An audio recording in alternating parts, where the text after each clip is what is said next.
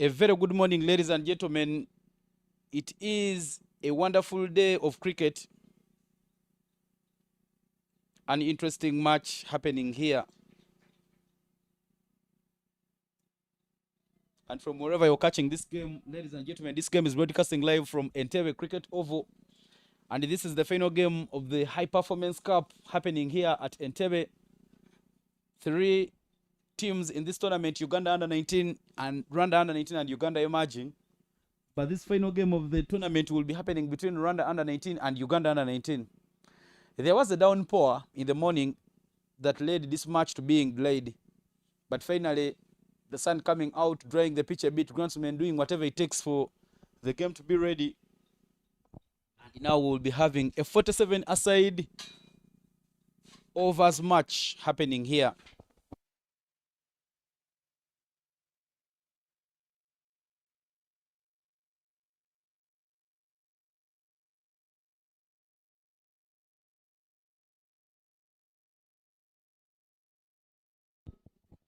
Uganda under-19 has won the toss and opted to bat first. And here we are for an interesting match. One change made for Uganda under-19. Jackson Asuku out of the playing 11. And Kenneth Isuko making a return. Whereas for Rwanda under-19, David Rukundo is out.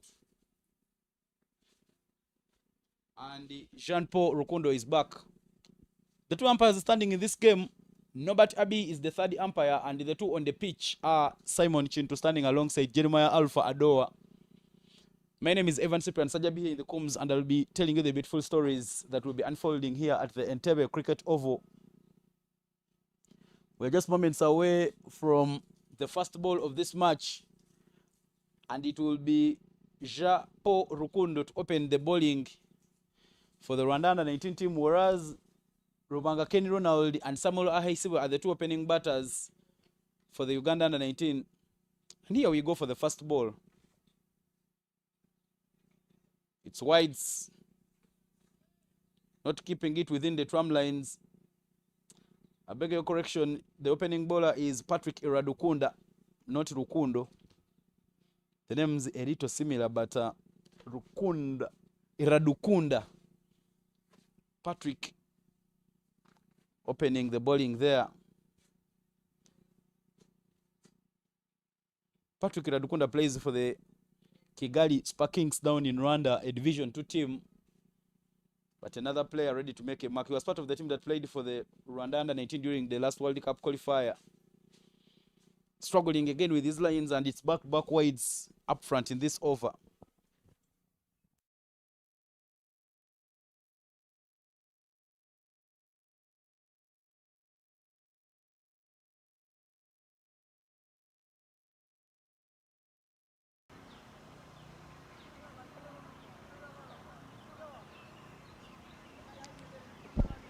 Already work to be done, already adjustments to be done there by Iradukunda Patrick. It's much better bowling it right in that block hole area. And it is a dot ball. You need to make sure that the batters are playing on the front foot. Give them anything easy.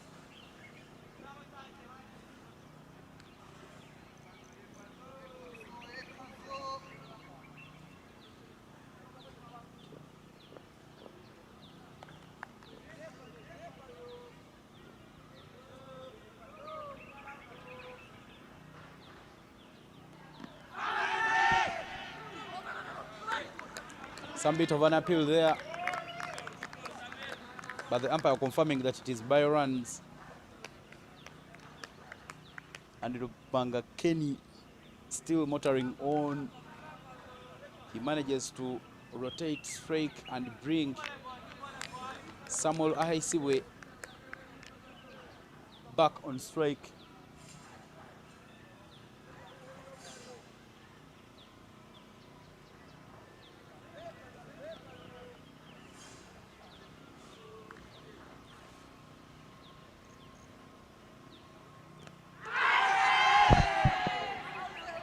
There was an appeal, but it doesn't look like there was something onto that one.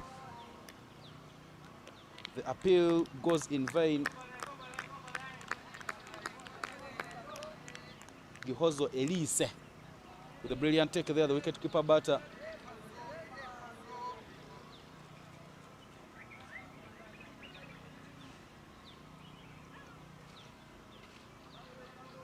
Doing some glove work. It is another dot ball there. And a bit of a correction, the wicketkeeper is Samuel Irakoze, not Elise, but they somehow had marked Elise, though they have gone for the change. But that's a much better line there being bowled by Patrick Iradukunda, making sure that he bowls it right in the good arc to keep dotting for the Rwanda under 19. 47 overs aside here at the Lakeside Oval in Entebbe.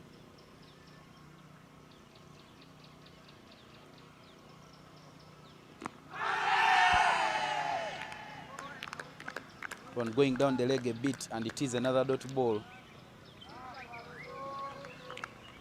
He started with a few wides outside leg stump, but he's made some good adjustments. And now he's keeping it in the good areas.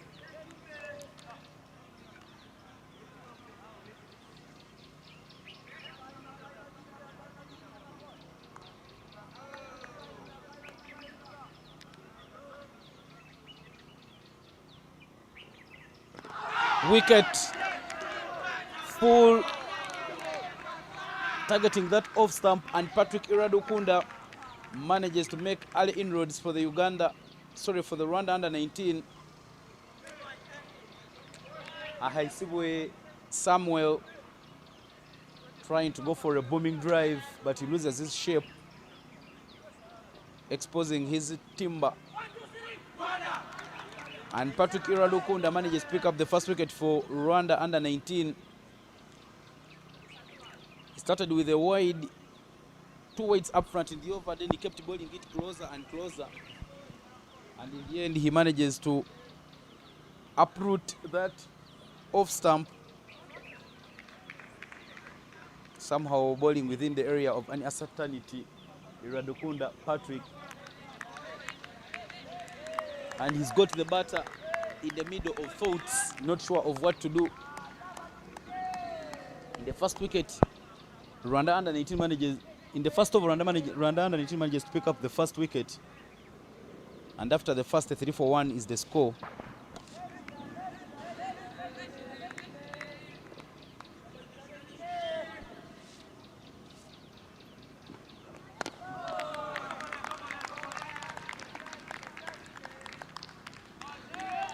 Just number 40 will be bowling the second over for Rwanda under 19.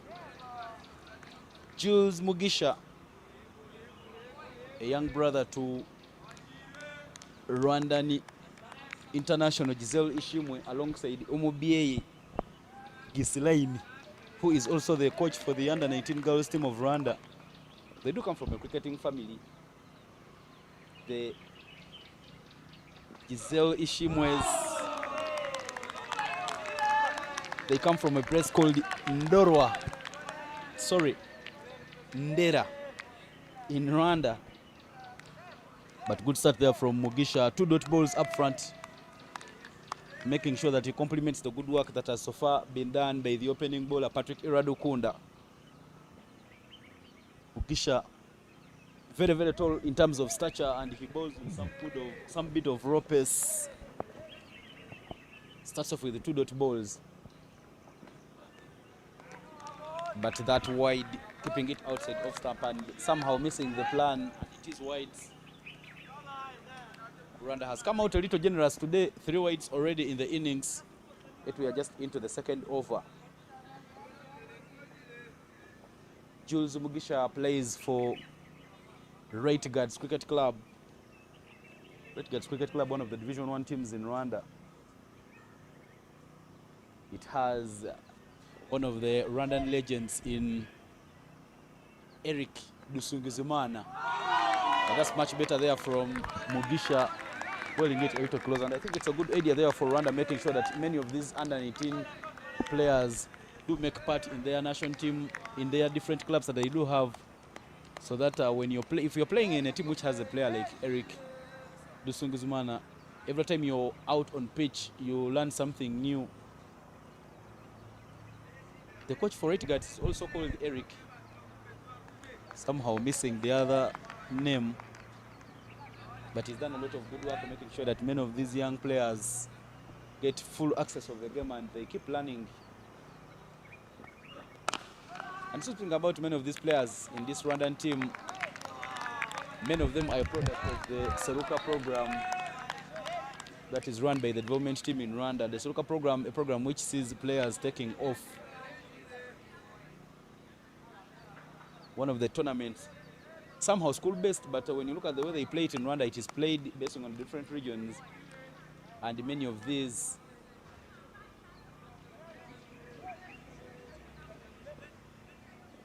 always come in to make sure that they do grow in their game. And you see that for Mugisha, the balls that he has bowled in that line of uncertainty have not been hit. Just one which went a little wide and still on the off stump, you feel that it was right on the plan.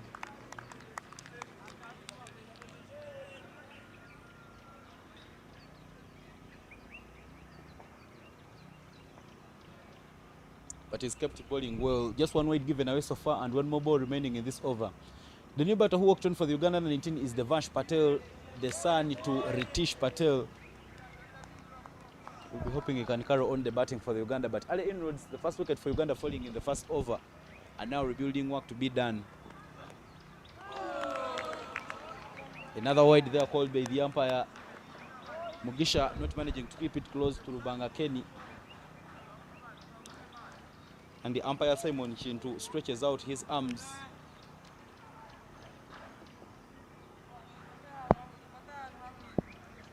There is some work to be done there in terms of adjustment by Mugisha. Try and make sure that he keeps bowling in that good area.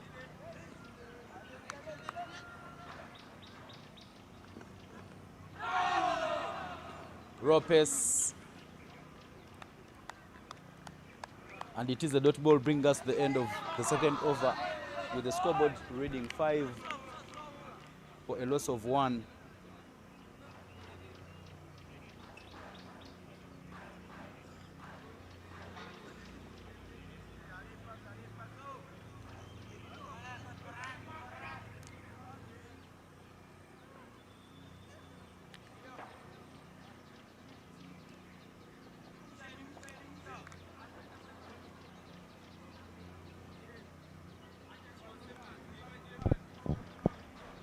It is a brilliant passage of play so far for the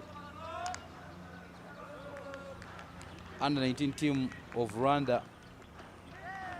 If they could get away with minimizing on those extras, they stand a very, very big chance of picking up a result.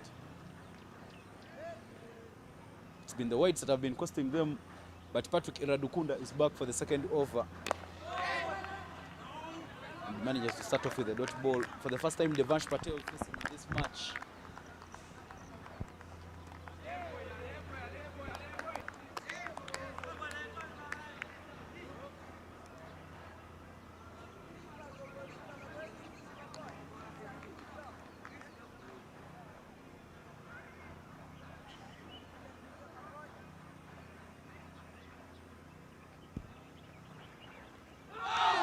Trying to go for that drive, but it doesn't make any timing.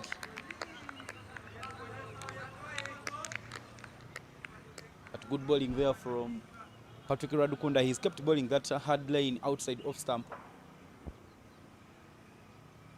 And he's made sure that he does pick up the dirty balls. Much needed. It is a long game, 47 overs, so you need to make sure that you're right on your toes to try and make sure that you do come out of the blocks and pick up the result.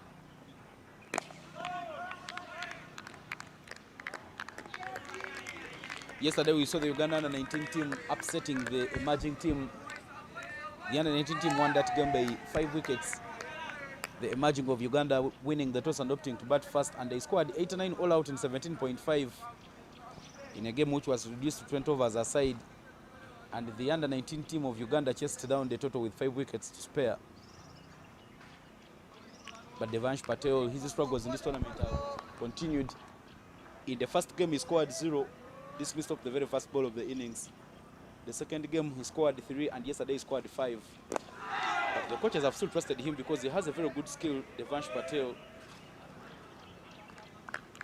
Fielders of the Rwandani under-19 team nearly making a mess of that. Not the best of throws. But it is a very, very quiet over here from Patrick Iradokunda. 4 dot balls on the bounce. And now the focus and target will be a good ending for him.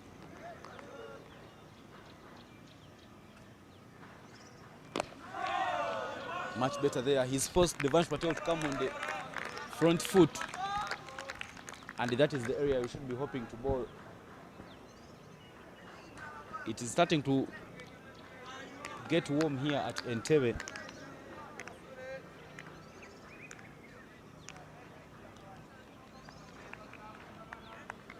So for the Uganda under-19 team, they need to make sure that they stay calm and keep finding the runs. A bit risky there from Devansh Patel, but he will take a run and get off the mark.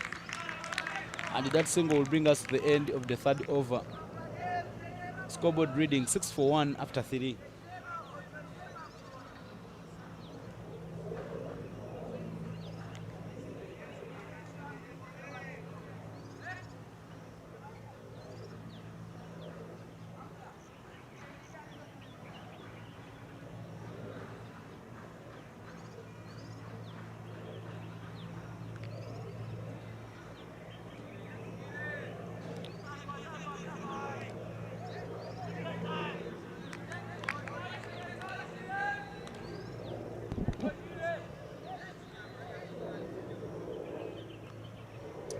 Mugisha Jire back into the attack.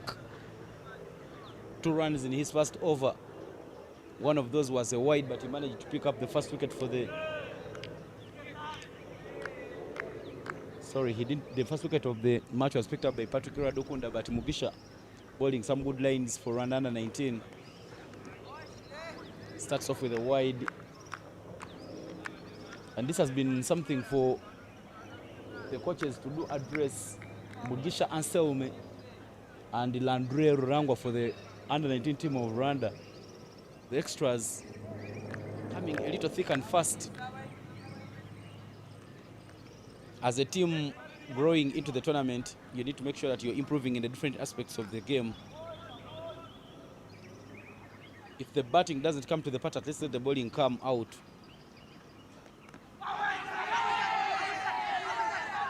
There is an appeal, but that one clearly getting off the pads. No bat onto it and not given by the umpire.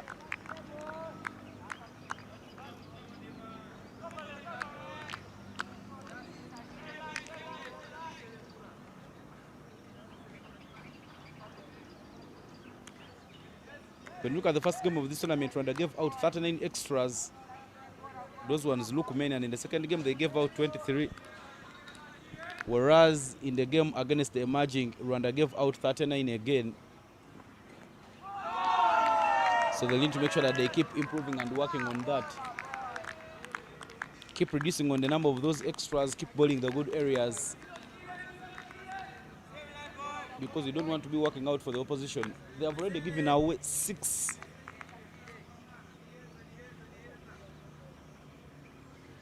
And we are just into the 4th over.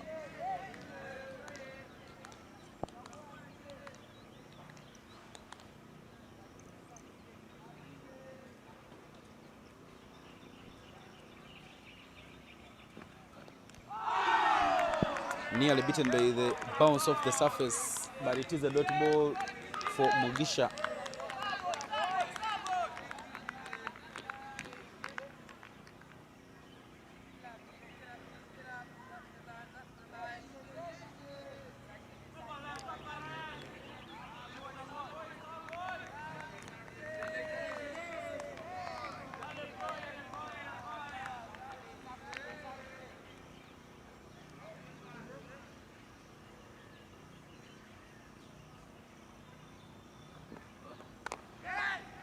Good placement there picking up the third man fielder, and they will do take the single.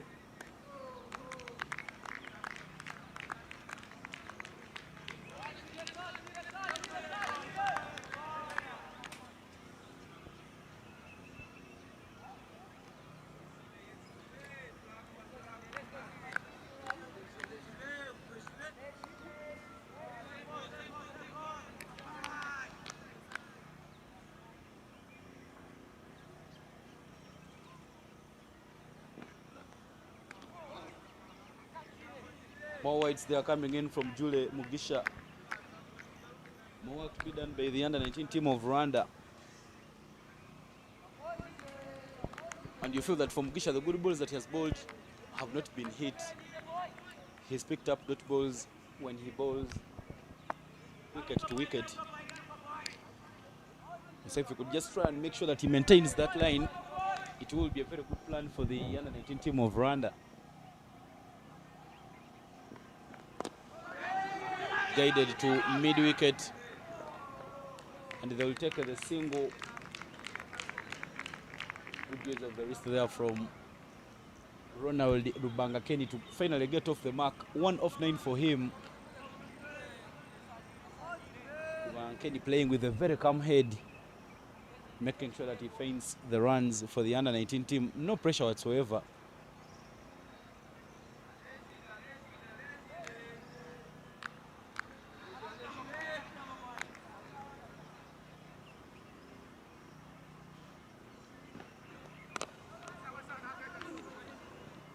Misfield there at point will give them a rare double. Pamba the beat, and Uganda under-19 capitalizes pick up a double to end the over. 4 overs have been bowled here at Entebbe, and 11 for 1 is the score.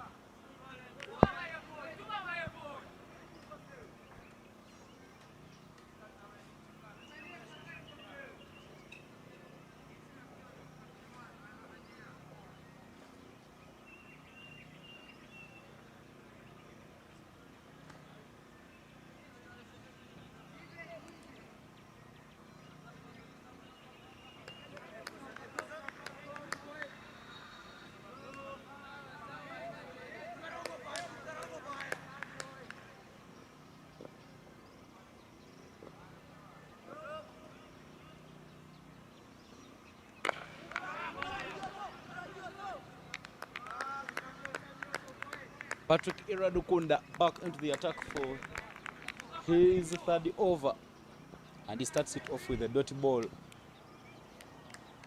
Now the run rate for Uganda jumping from 2 to 3. This is the last game of this series, the practice series, the high performance cup between Uganda under-19, Rwanda under-19, and Uganda emerging. A tournament re-strengthening the relationship between Rwanda and Uganda.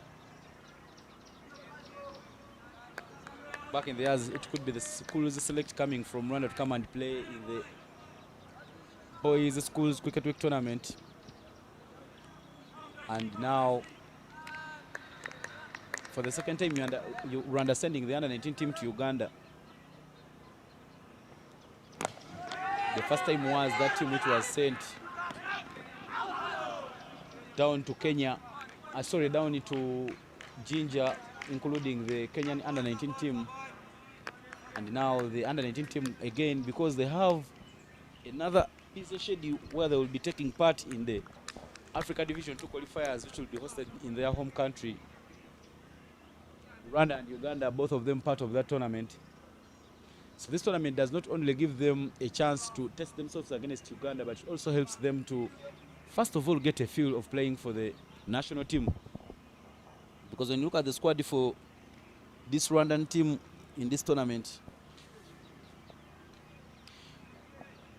only 5 of those players are returning in the colors. Gihozo Elise, Jaspanziza Karoro, Patrick Iradukunda, Jule Mugisha, and Onesme Kwizera. Those 5 were part of the other under-19 qualifier, which happened in Dar es Salaam, the Division 2 qualifier. Rwanda a little unlucky, not going past Malawi in that game, which could have decided who advances as the third team to the Division 1 qualifiers that happened last year. And Uganda being relegated last year means that these two will both be happening, will both be taking part in the Under-19 Division 2 qualifier, which will happen in August. There is an injury break. In an attempt to try and stop that ball, Samuel Irakoze must have injured his arm, and now Habib Kurusum, the physiotherapist for this tournament, runs to try and make sure that she gives him some bit of medical attention. But Devansh Patel 4 of 11, Ronald Rubangakene 2 of 12. This is the High Performance Cup Series happening here at Entebbe Cricket Oval. There was a bit of a downpour, and the game was reduced to 47 overs aside following a delayed start.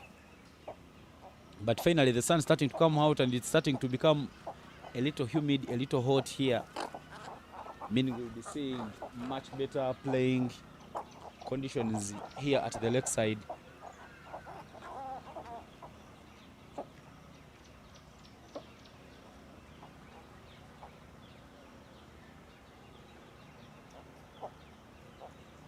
This tournament being sponsored by Leka Mobile and organized by Cricket Uganda, but really strengthening the ties between Rwanda and Uganda.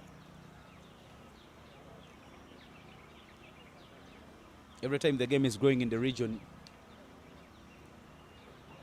it means as East Africa we do have a very big chance of becoming a powerhouse. Not so many years ago, this cricket game started being introduced and played in Burundi. So if you have Uganda, Kenya, Tanzania, Rwanda and Burundi joining, it will be very, very good for the entire region, because you can easily host a tournament which involves all the countries that are taking part in the game. So Uganda also not growing as an outlier, but making sure that they extend an arm to Rwanda in terms of making sure that there are programs that can see the game grow in Rwanda. When you look at the way the game has evolved and grown in Rwanda, we have had some people going from Uganda to Rwanda to do some bit of coaching. Chikamani being one of those, Martin Ondeko, alongside Davis Surinawe, who has previously served as the development manager for Rwanda Cricket Association. And even when you look at the people who are currently running the game in Rwanda, they have some bit of roots in Uganda. Their general manager, Pirinjiro Emmanuel, former at King's College Butiki, down in Uganda. The Charles Habers, President Emeritus for Rwanda Cricket Association Board, and the current President, Stephen Musale, have all been at Makerere. So this tournament reaffirms the growth of the game between these two countries and the relationship and the ties. But there is an injury break. The physiotherapist making sure that she gives some bit of attention to Samuel Irakoze, and at the moment Irakoze is back on his feet. So meaning we will be seeing the action resume just moments from now. Uganda under 19 won the toss in this game and opted to bat first.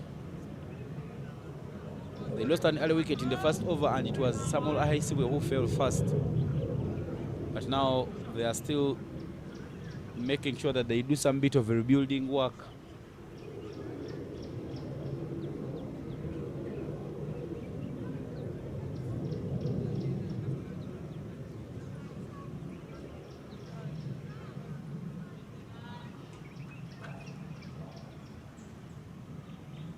There are more 3 balls to play in this over by Patrick Iradukunda.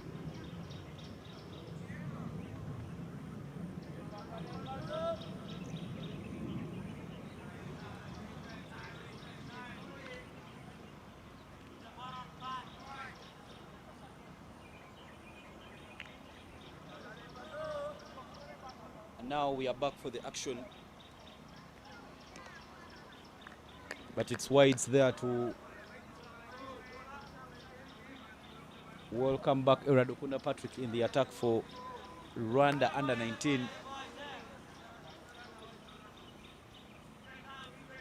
A very, very passionate young team, making sure that they do represent their country in the blue and yellow apparel.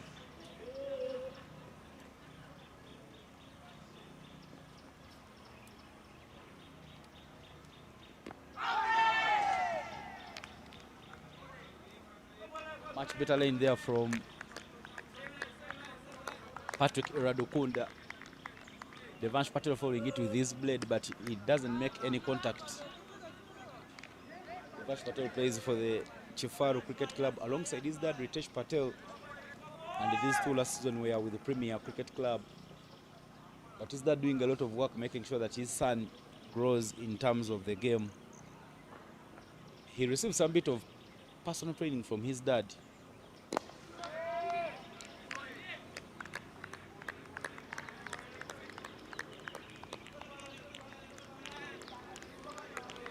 One more ball remaining to play in this 50th over of the game.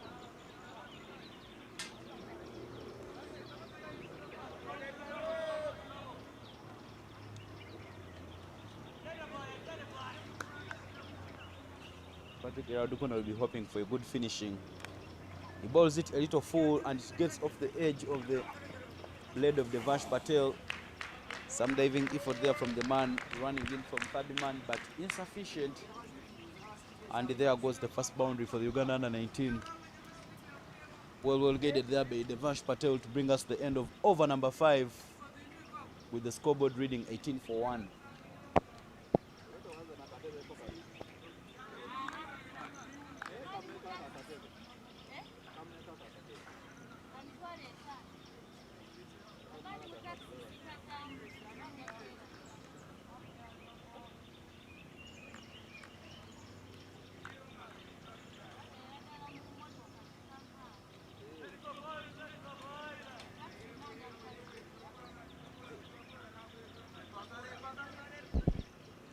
Jules Mugisha will be returning to bowl his third over,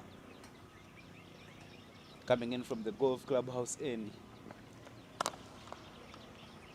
A little into the surface and well placed there by Rubanga Kenny. And the sloppy fielding there from the field at point will give them a chance to take a double. At this moment, Rwanda changing the wicket keeper because Samuel Irakoze was injured. And now it will be just number 70, the captain, Jesper Nziza-Karoro, taking over the gloves. Will be some bit of concern there for the coaches because they wanted to make sure that Samuel also gets some bit of time behind the stumps. But the injury not allowing him to do so, but he's still on pitch, fielding at short third, Samuel.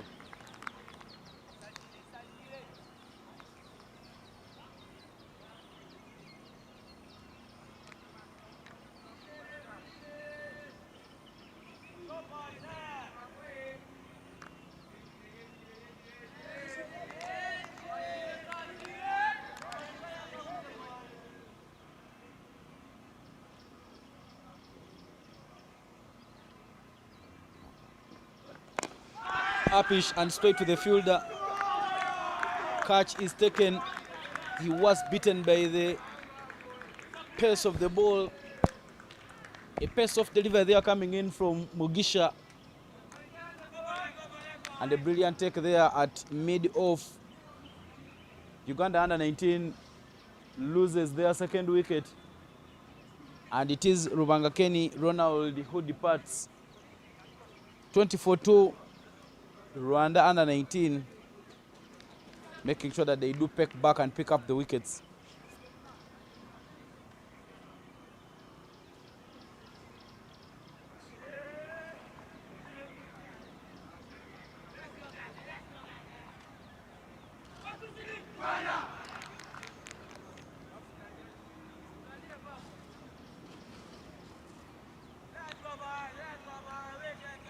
Not too loud celebrations, but brilliant work there being done by the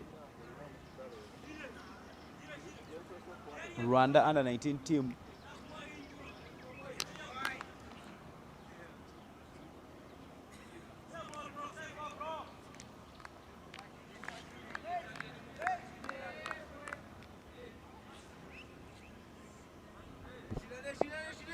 A catch beautifully taken by Eric Hajenimana, and the second wicket falls for the Uganda under 19. The new batter who walks in is Mukisa Eric. Eric Mukisa not in the playing 11 yesterday against the Uganda, imagine. But now he makes a return and he will be hoping that he can get the runs.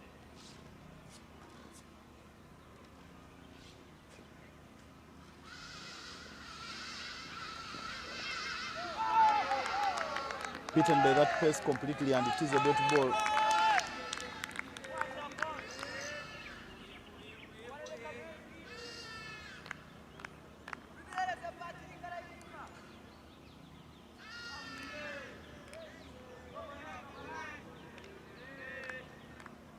Eric comes into this game at the back of 43 runs for the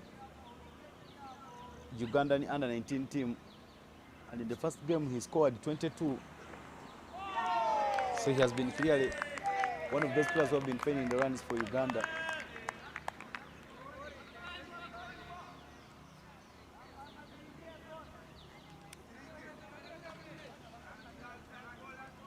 One more ball to play in this over.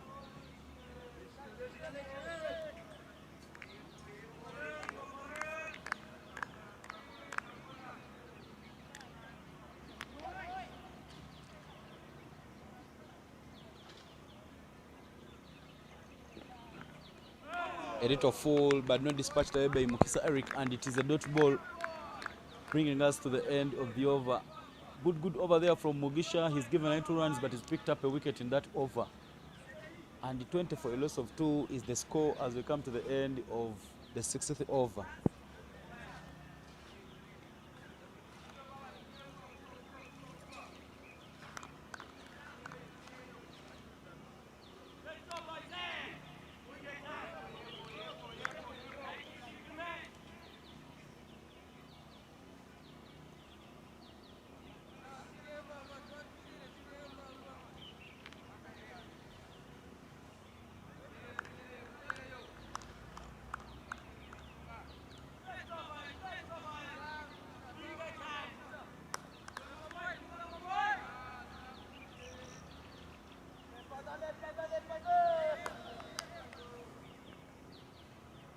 Patrick Radukunda back in the attack for Rwanda under 19. Soft hands there from Devansh Patel. Gets that one very nicely, and they will take the single.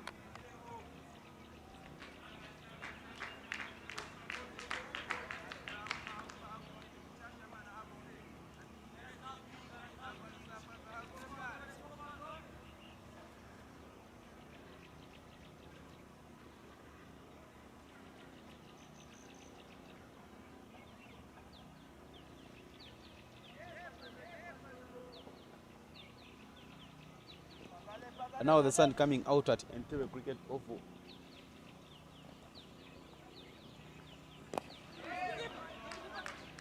Gets that one to square leg Eric Muksa, and they will take the single. This is a very, very good passage of play for the Uganda under 19. They have lost 2 wickets already inside the first power play, but they will need to do that rebuilding job.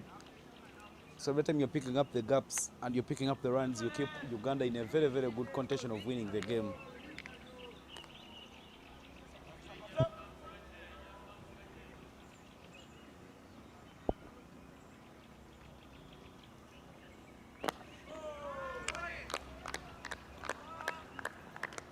Dot ball there for Patrick Iradukunda. Patrick Iradukunda has a name similar to one of the national team players of Rwanda, Michel Iradukunda, formerly the captain for the now non-existent IPRC cricket club.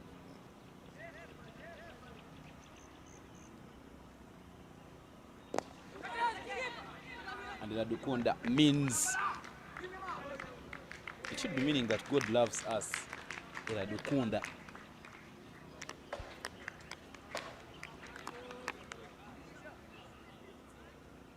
10 of 17 for the Devansh Patel. But it's still Eric Moksa and Devansh Patel making sure that they keep motoring on and finding the runs.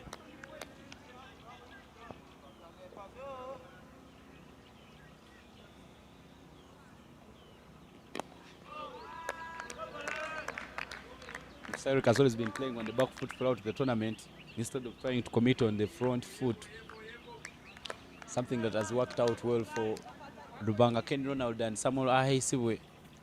So Moksa will need to make sure that he gets forward, get on the pitch of the ball and try and drive it through. Yes, one fielder being used, oh sorry, two fielders, one at deep square leg and another one at third man. Off the edge of the bat, but it will be straight to the short fine fielder and the dot ball.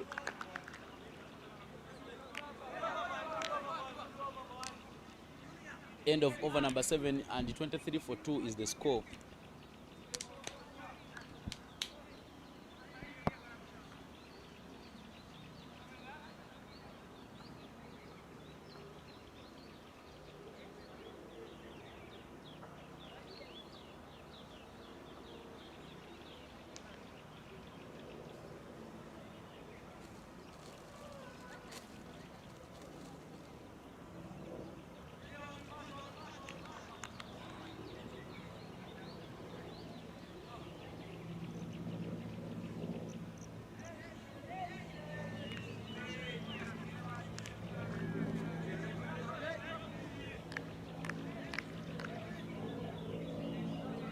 Mugisha will be returning with the ball for the Rwandan under-19 team.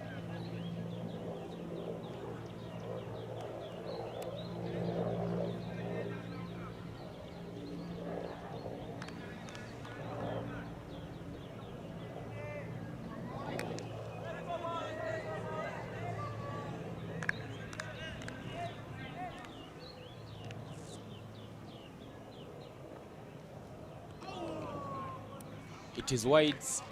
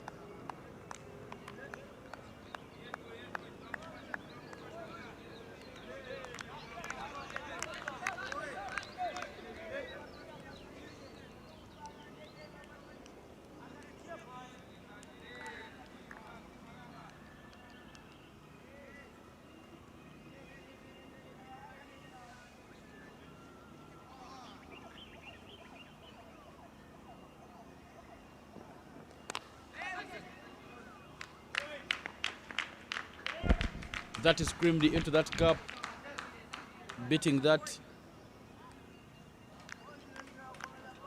backward of point side, and Devansh Patel scores a boundary, waited for it, and just gets that one all the way to the boundary. And 4 more for the Uganda under 19.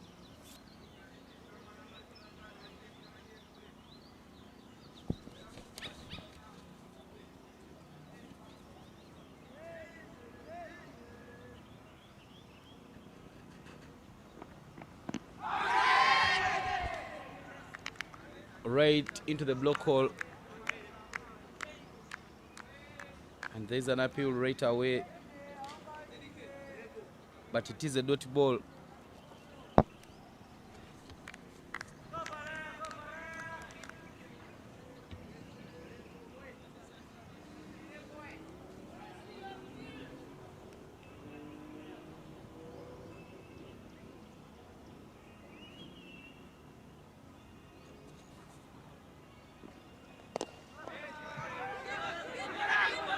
There is a hesitation between the batters and a comment as Mukisa Eric runs himself out.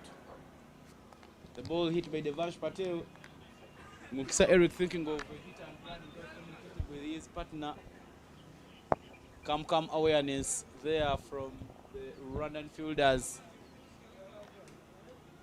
As they do complete that run out, Uganda loses the third wicket, and now work to be done because Eric Mukisa has always been finding the runs up front, but he runs himself out.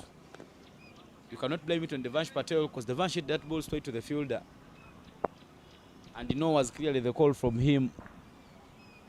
Eric Mukisa found himself outside of his crease, and Uganda 28 for 3. Robert Owili now makes his way to the crease.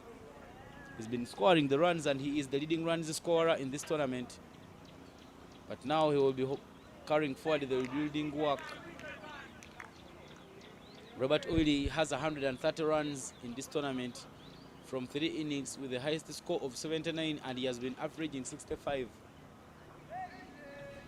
So he will make sure that he can find runs and put Uganda in a very good position.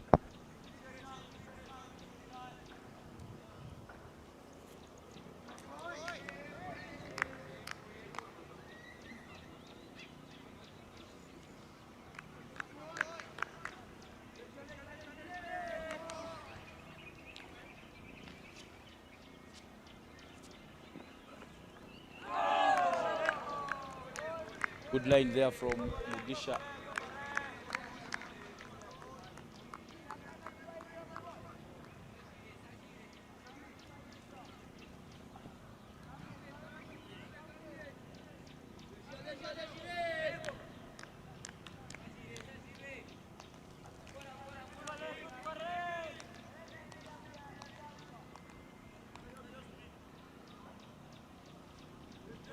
This is the final ball to end the over, and it is a dot ball, but what a good over there from Jules Mugisha. Despite that boundary, he's made sure that he bowls good areas, and after 8 overs, 28 for a loss of 3 is the score.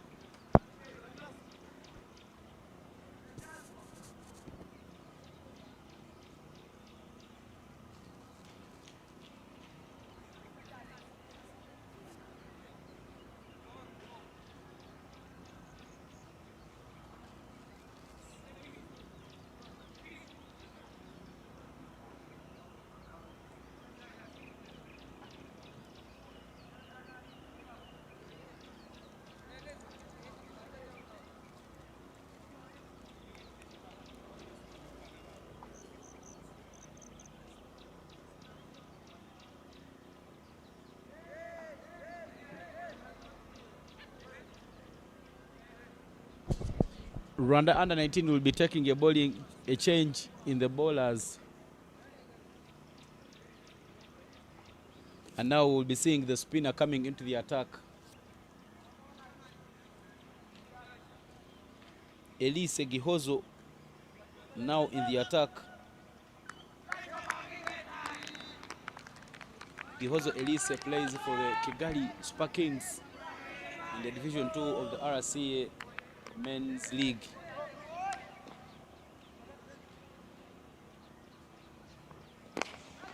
That's a little full to the new man who has worked on Robert Owili, and Robert Owili sends that one all the way to the boundary. Total full, and Robert just gets it out of the block hole to pick up another boundary for the Uganda under 19 team. Owili has been batting at that number and finding runs, looking like a proper number 4. A man looking to seal the spot gets off the mark with a boundary.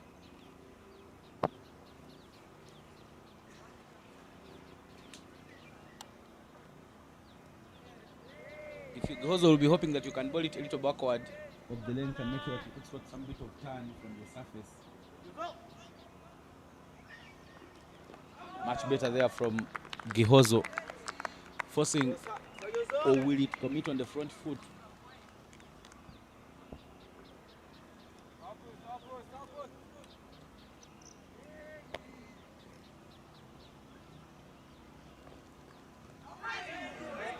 Turn and bounce onto the back foot, but it is another dot ball.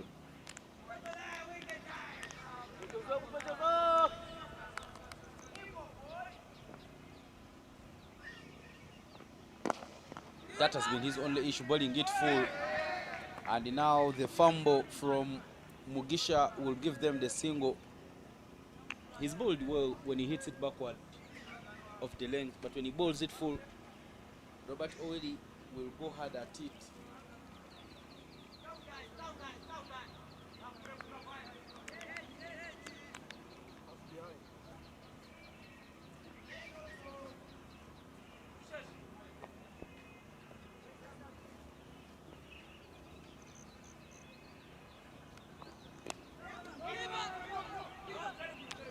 Dot ball there for Gihozo, and that's much better there.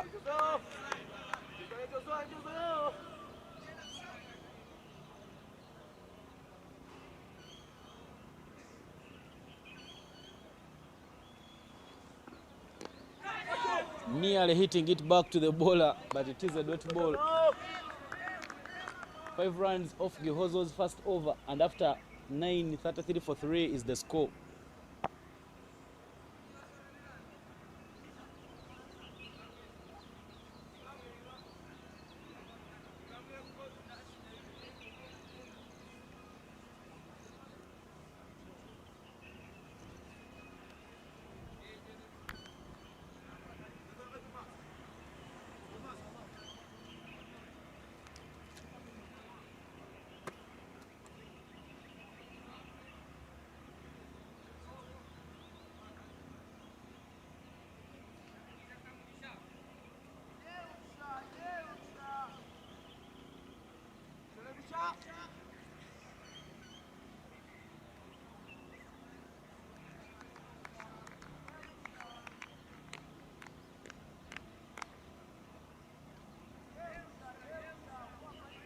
Another bowling change for the Rwandan under-19 team. One Mugisha replaces the other. And it is a wicket. The young man comes into the attack and he manages to pick up the first wicket.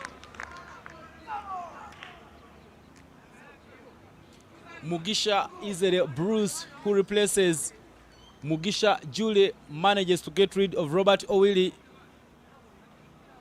uprooting that middle stump. Robert Owili, clueless, quick one there coming in from Mugisha Izere, and Rwanda already in things. Uganda loses the 4th wicket.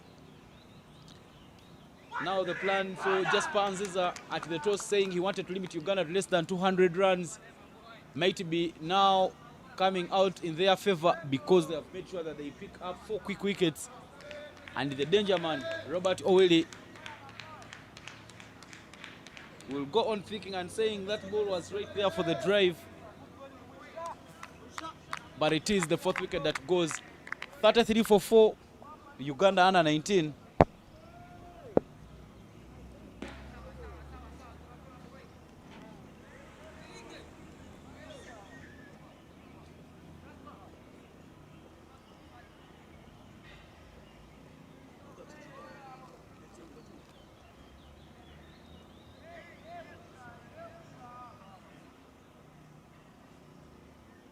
Daniel Alex Rubanga Kenny, the captain for the Uganda under-19, is the new batter in.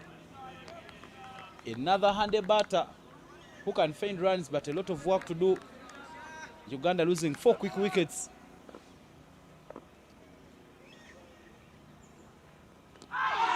Beaten nearly onto the edge of his blade, but it is a dot ball. Izere Bruce Mugisha looking very, very unplayable. The word Mugisha means a blessing in Uganda and in Rwanda. But the man looking so blessed to pick up wickets. Beats him with a turn, but the LBW not given by the umpire. It is a dot ball. What an over, what a quiet over. Now Rwanda starting to put the pressure all over the Ugandan batters. A little shot and into the surface, but another dot ball there for Bruce Mugisha. receiving the necessary support he would have loved to get from the fielders. He balls it a little quick, but he picks up another dot ball. What an over there from Mugisha Bruce Izere.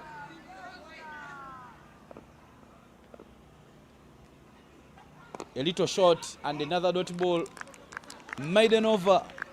Maiden wicket over there for Rwanda 19.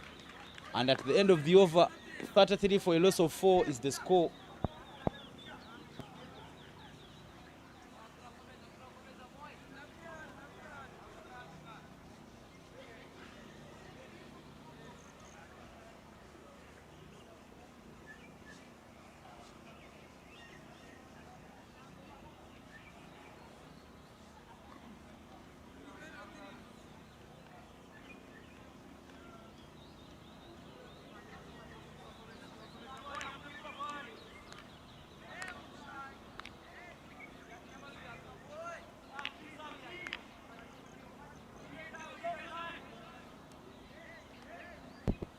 The spinners have come into the attack and they are now doing the magic for Rwanda.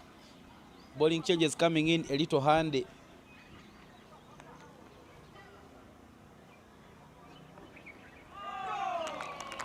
Another dot ball there for the U-19 team of Rwanda.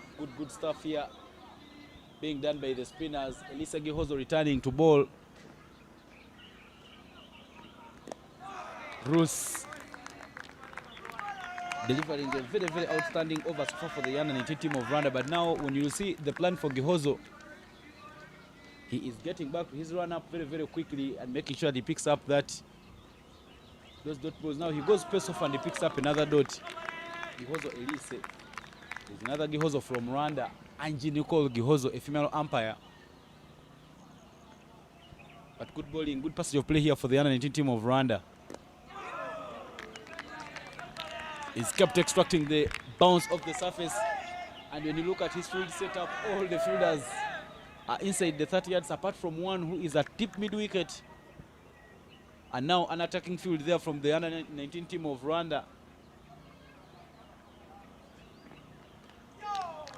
Good bowling. Dot balls are now flowing for Rwanda. And they have been growing and improving in terms of bowling in this tournament, so they hope that they can continue doing the good work.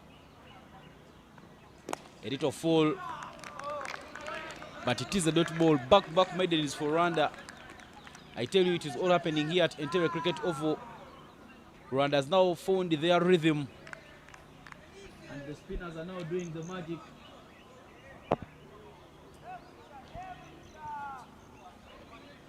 The man at the back of a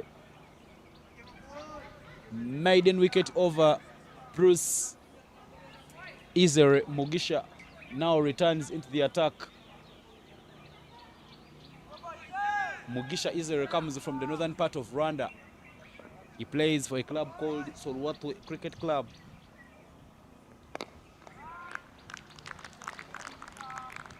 Some good cricketers coming in from that region. And the development manager for Rwanda, Landry Rurangwa, who is also the coach for Rwanda Under-19 in this tournament, also comes from that region, Sorwatwe in the north. And now Sorwatwe, another area which is growing in terms of women's cricket. They have some two clubs coming in from that place. They have a men's team for Sorwatwe and a women's team which plays in the Division 1 for the women. It has players like Rosini Herrera who plays for their women's team, but now producing some good players. Bruce Mugisha is now the man extracting a lot of turn off the surface and picking up the dot balls despite a wade in this over, but he's done a lot of good work and he rushes to get back to his run-up in no quick time, not giving the batters any thought. Dubanga Kenny is still trying to find the gap, but yet to find any. Just one fielder being used at the moment for the Under-19 team of Rwanda at mid-wicket. Hesitation between the batters. Oh, that fumble. will give Uganda a chance of surviving to lose another wicket. Cedric Chuzuzo not holding that one quick time, and Rubangakeni gets off the mark. Good bowling there, and over there from Mugisha Israel Bruce goes for just 2 runs, and as we come to the end of over number 12, 35 for a loss of 4 is what Uganda under 19 team has on board.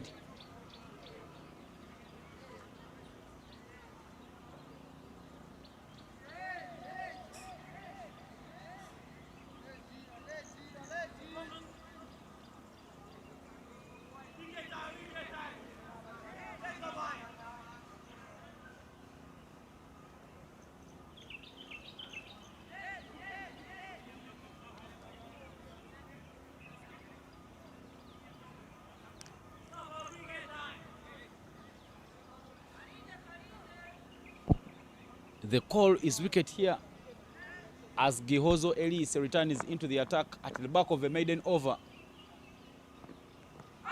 Beats him, but the appeal of LBW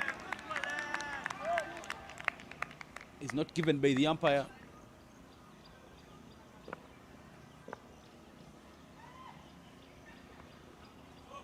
Down the leg, and it will be wides. He's tried to hold it slower. Gihozo. But that one not keeping within the area.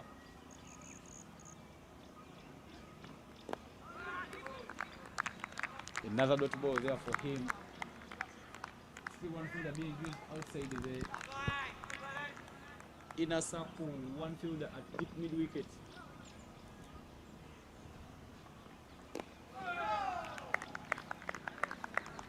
And what Rwanda under 19 is doing at the moment is testing the patience of the Ugandan batters. Slow bowlers coming in, tossing the ball up, trying to buy wickets, and now it will take Uganda to try and make sure that they bat time. Onto the back foot, hesitation, but they will take the run.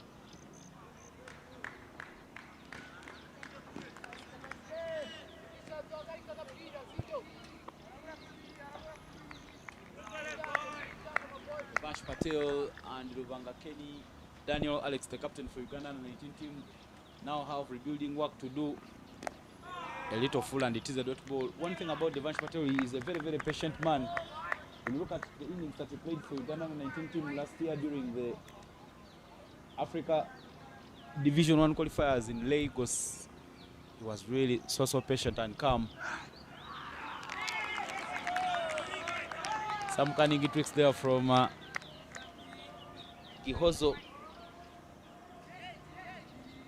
Elise, player for the Kigali Sparkings, a Division 2 team, and he's made sure that he comes back and he holds the line.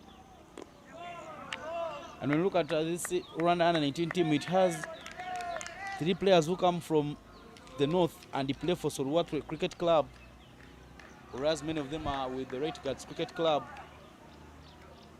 Tujazi, which was initially dominating in terms of having numbers of the national team, has only 1, and Tally Globe has 1. And as we come to the end of over number 13, 37 for a loss of 4 is the score.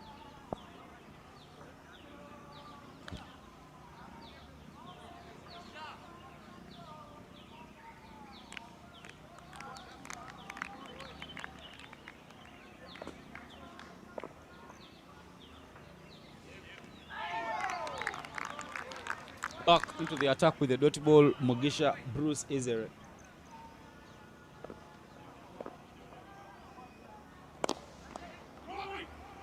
Straight and powerful there from Rubangakeni, beats the fielder at mid-on, and it is a boundary. A little over-pitched there by Bruce Israel Mugisha. And Daniel Alex Rubangakeni takes the liking at it, sending it down to the boundary. A little quicker, and it is a dot ball.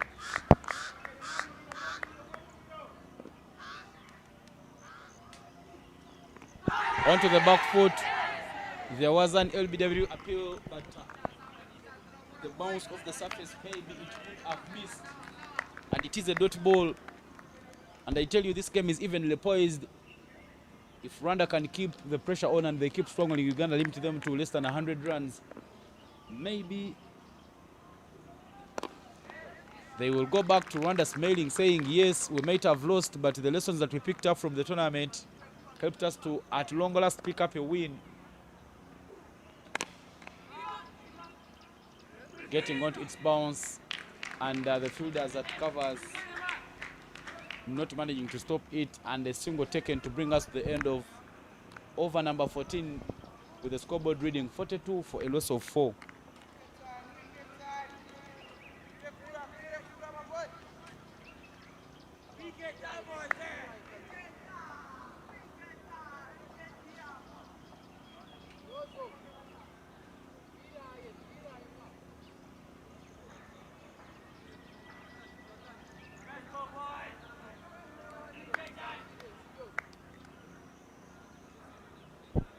Wicket time is the call for the fielders of the Rwanda under-19 team, and Gihozo Elise back into the attack there. The spinners have been doing the magic, and if you have played in Uganda and Entebbe in particular, you know this is a spin-friendly wicket. Rubankeni goes. Oh, some effort there from that man at tip mid-wicket. Should be Eric Hagenmana, but doesn't get hold onto it. And Rubangaken breaks the shackles again. He scored the boundary the previous over, and now he's managed to pick up another boundary. He said, yes, you're putting some bit of pressure, but we will also try and make sure that we keep fighting and defend the runs. But Rwanda still believing that they can still pick up a wicket.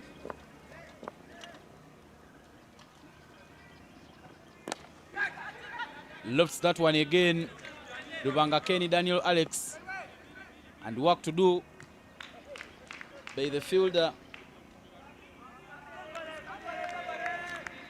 David Rukundu, who cuts that one off, and it's only a double. And when you see now the way Uganda is starting to play, there are changes being made in the field there by the Rwanda 19 team. They're introducing Longo on.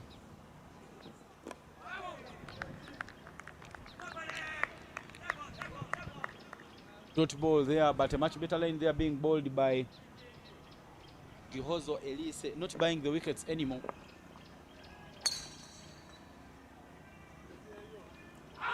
Hits him completely, but it will not be given LBW because of the bounce off the surface. It should have missed. What a matchup here at Entebbe Cricket Oval between Rwanda under-19 team and Uganda under-19.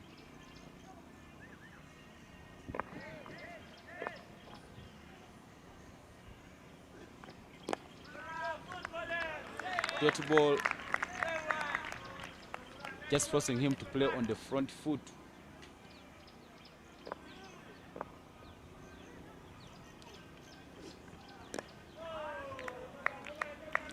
End of the over, 15 gone and 48 for a loss of 4 is what Uganda under-19 team has on board.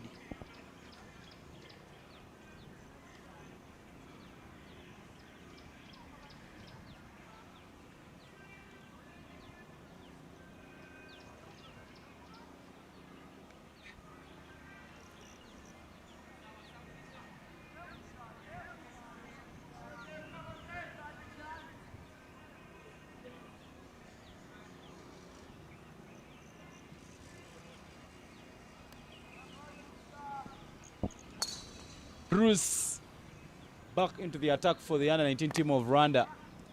A little edged, but some brilliant athleticism fielding there from the man at point, making sure that doesn't go anywhere. Ash Patel now has 14. His scores in this tournament 0, 3, 5, but now he's found some runs. A little sliced away, and the work to do by the fielders. Fabrice Kwizera giving it the chase, and they will only take a double. Rwanda being a francophone country, you hear so many names.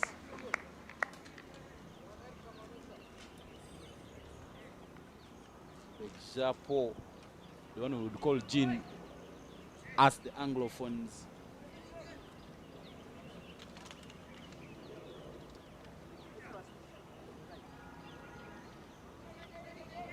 But the Dabas brought up 50 runs for the Uganda under 19. Milestone to Smile 4. But some good variations being bowled by Bruce and Gihozo.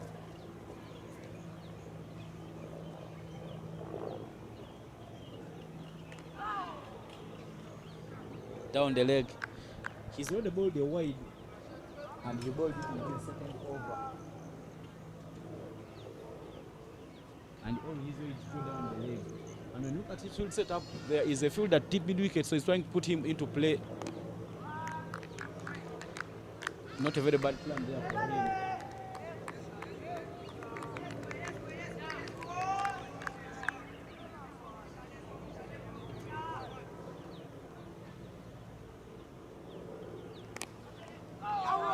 Nearly carried to the fielder. The fielder standing close to the gully area, but it is a dotty ball. Devansh Patel needs to commit so much on the front foot. He's been scoring so many runs backward of the square. But he needs to make sure to commit forward.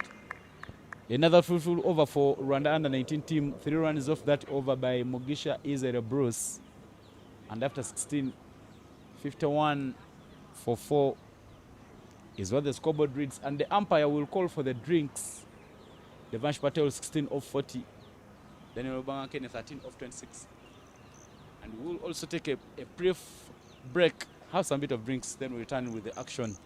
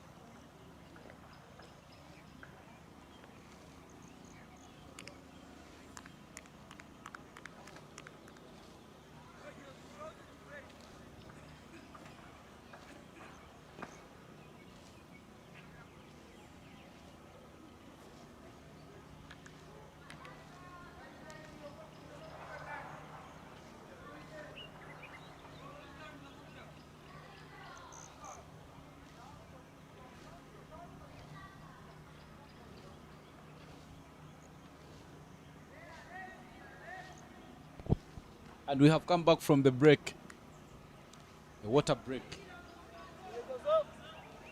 And it will be Gihozo Elise continuing to bowl for the Rwanda under-19 team. 51 for 4 after 16 overs. Hit there by Daniel Alex Rubanga-Kenny. I don't know what the instruction was because the drinks break gave the coaches an opportunity to speak to the players. Jonathan Sebanja and Tuliamwese Minabalaka having a talk with the batters, whereas Landre Rurangwa and Anselme Mukisha having a talk with the Rwandan fielders. But that shot made it be clear that now the coaches have told the batters to come and find the runs, but a little risky. If the fielder was in a very good place, Rubanga-Kenny would have been walking back to the hut. And now the fielder introduced in place where the ball was hit, cow corner.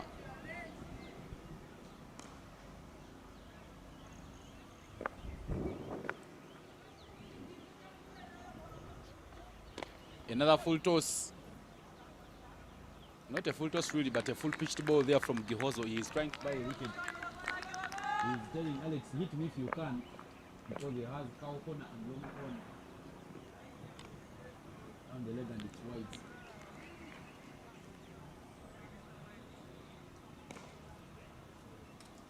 At this moment, Rwanda under-19 can use up to 4 fielders, but they are using only 2 outside because all the other fielders are inside, trying to make sure that they attack. Full pitched and off the edge of Alex Rubanga-Kenny. Good running as they do pick up 2. Rubanga-Kenny Daniel Alex plays for St. John's Secondary School, a team which has a league game tomorrow.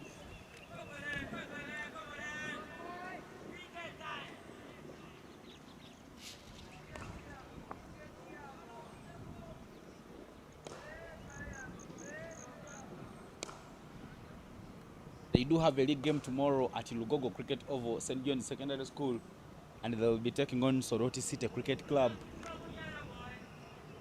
in our domestic league here in Uganda. Committing on the front foot, there was an appeal. One thing I've loved about Gihozo Elise in his bowling, he's been making sure that every time he changes what he's bowling to make sure that Rubanga-Kenny doesn't get used to what he's doing. And look at that one, he tries drifting it away from him, forcing him to play front of the square towards covers. And he has those darts that drift back, so he's making sure that he turns the ball both ways. But this is the final ball of the over. A little quick, oh, much better effort there from Gihozo would have resulted into a wicket, but half commitment. And it is a single taken. End of over number 17 and 57 for a loss of 4 is the score.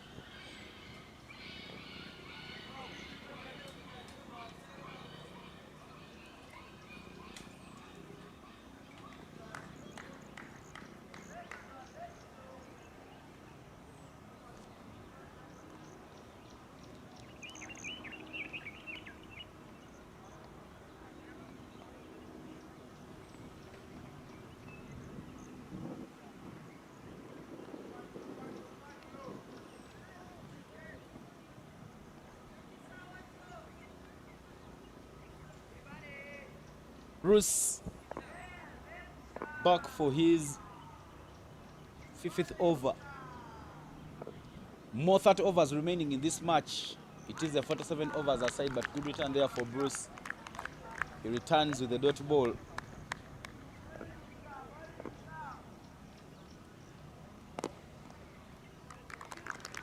Back dots there, brilliant. The man who comes from the northern part of Rwanda.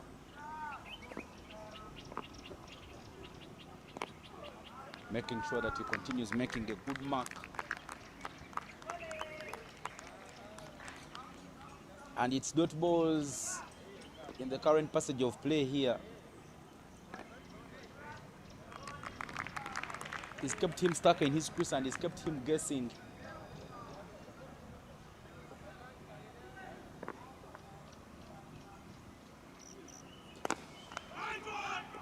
Straight to the fielder, fumbled. Nearly ran himself into trouble, but Devansh Patel making his ground. Don't run off a misfield. So Devansh Patel needs to be cautious.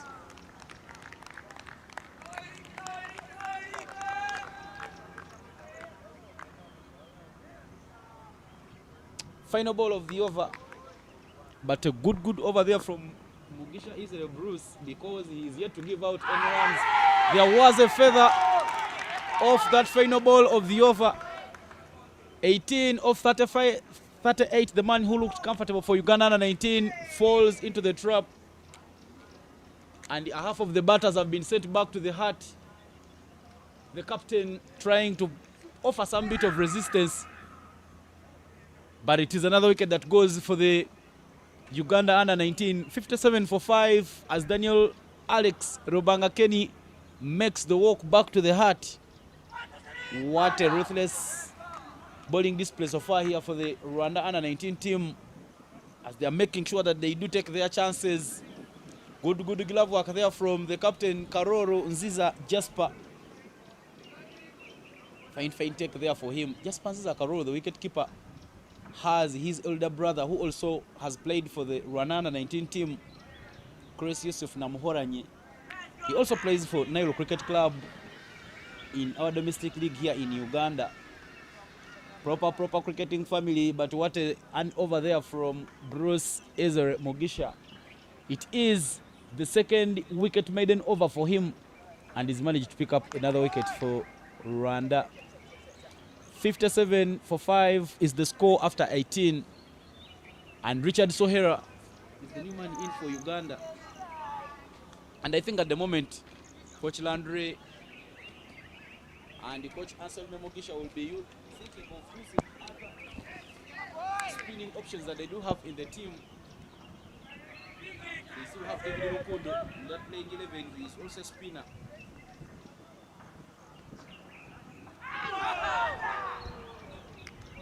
But Gihozo Elise returning to bowl, and he starts off with a wide.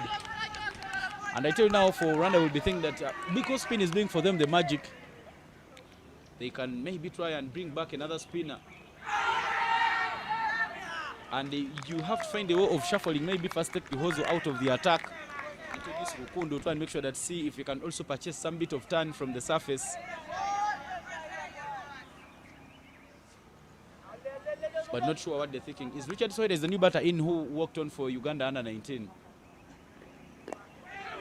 Not comfortable, but it is a dot ball.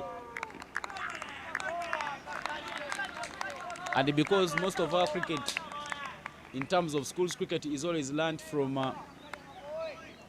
AstroTurfs. You would see players struggling, but Devansh Patel going down on one knee and picking up that one nicely, sending it all the way for a maximum. Gihozo Elise trying to buy a wicket, bowls it full, and Devansh Patel says thank you, sending that one all the way for a maximum. And my point I was making is that when you look at the way most of the players learn their game here in Uganda, most of the schools where these players come from have AstroTurfs. Shirisa Janandi, where Devansh comes from, has the AstroTurf. Okay, for now, in Jinja, where Sohera comes from, there is a grass wicket, but players who are coming from like Musawa College Mwiri have AstroTurf. So it means they love the ball, the quick bowlers more. But by the time it comes to spin, it becomes a little hard. And Rwanda having a chance that most of the players who are within the areas of IPRC, within Kichuchiro, have a chance of accessing that IPRC ground. And the Gahanga also having 2 grounds, they have a chance of making sure that if they are having league games that can use that one ground, they can use the other ground for practice. So this gives them a very big chance of having very handy spinners. And good comeback there from Gihozo. 2 dot balls after the maximum and final ball of the over. Dot ball, end of the 19th, and 64 for 5 is the score.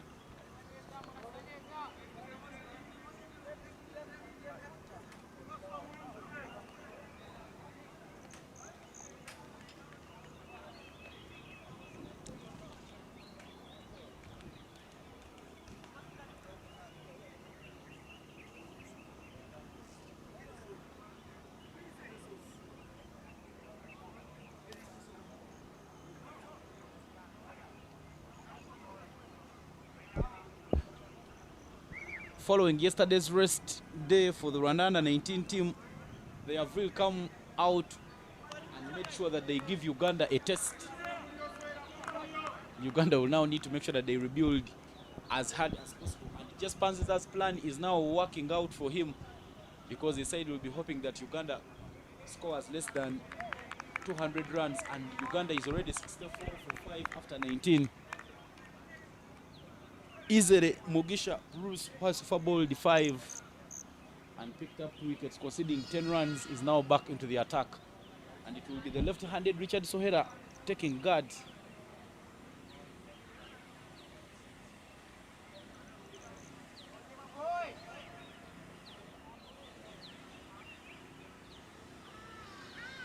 A little full straight to the fielder and taken. Richard Sohera not disturbing the scorers. A catching practice of sorts there by the man at covers. And it is another wicket there that goes to the name of Mugisha Isere Bruce. Iradukunda Patrick with a brilliant take. It nearly fell out of his hands, but he dearly held it. Uganda losing the 6th wicket.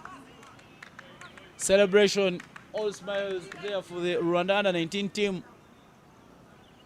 Uganda yesterday made sure that they defeat their elder brothers of the Uganda emerging, but today they are fallen to get out of the blocks. 6 wickets have fallen in a flash for just 64 runs in 19.1. And Hamidu Munyigwa is the new batter in for the Uganda Under-19 team. 4 more for Rwanda to get and wrap up the innings.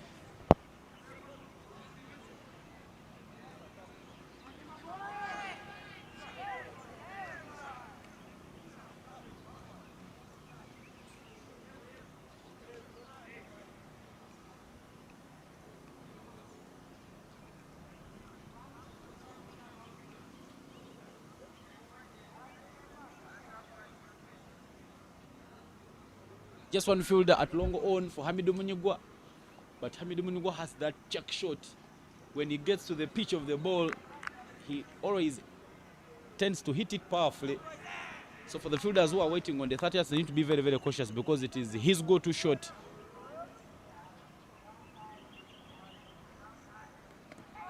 Forcing him to go on the back foot. But one good thing that Bruce Isere Mugisha has done is making sure that he uses one ball to dismiss the left-handed Richard Sohera. So meaning there will not be so many changes being made in the field.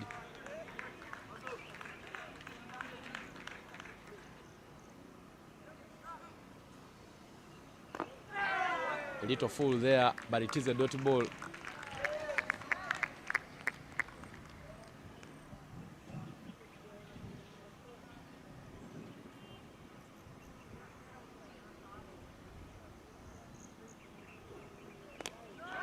Hamidu trying to go hard, but he doesn't pick it up, and it is a dot ball.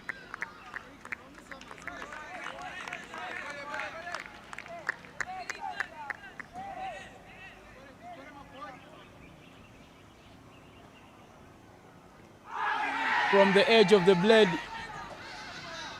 there was an appeal. You feel that if there was a slip fielder, but the umpire confirming that it is leg byes. If there was a slip fielder by now,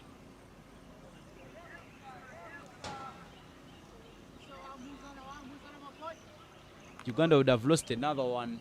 And now they have introduced a slip fielder in place, just making sure that they keep a very, very tight slip cordon.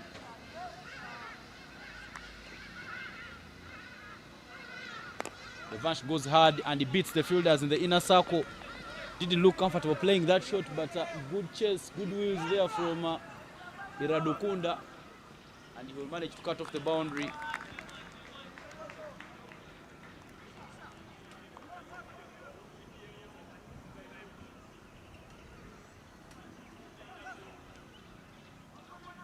The double will bring us to the end of over number 20. 27 more remaining in this match. But after 20, 67 for 6 is the score.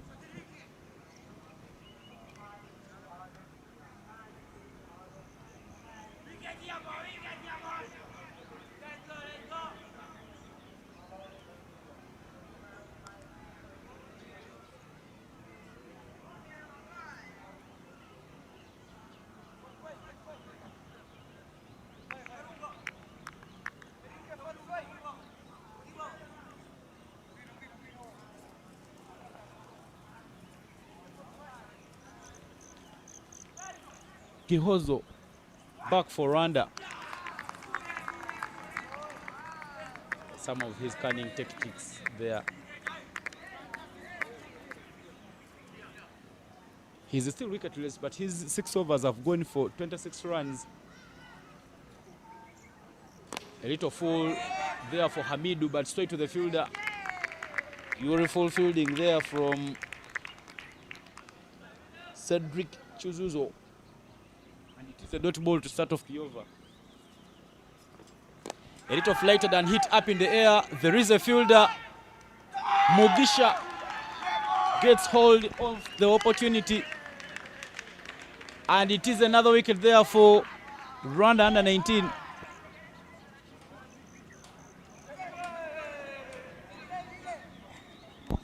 Good work there for the Rwanda under 19 team, making sure that they do take all their chances. Mugisha, Jules with another chance there. And finally, Gihozo Elisa will pick up the first wicket. Wickets are falling in a flash, and 67 for 7 is what the scoreboard now reads. That celebration, Rwanda, very, very loud as they do pick up another wicket. Good bowling. It has been the spinners who have been making inroads and pick up the wickets. And Uganda pushed on the back foot already. 7 wickets have fallen in a flash.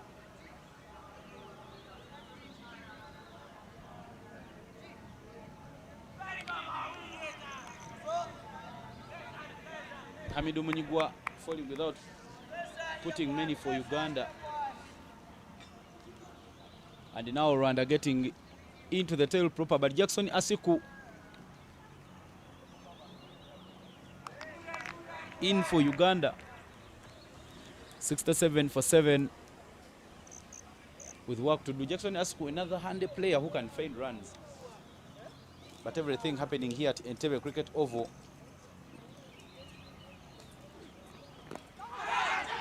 Dubs that one upish, but there was no fielder take that one, beaten by the turn and bounce. Jackson Asiku, he will be happy that the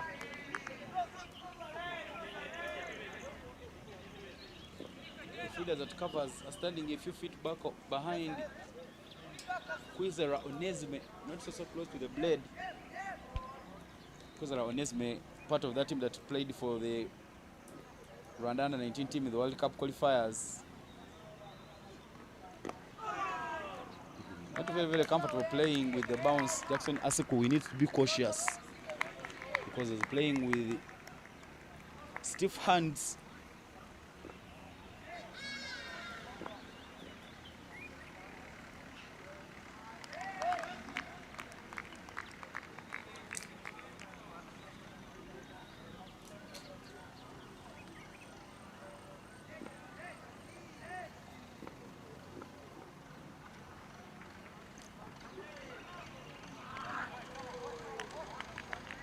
Trying so many things, and it is a way down the leg.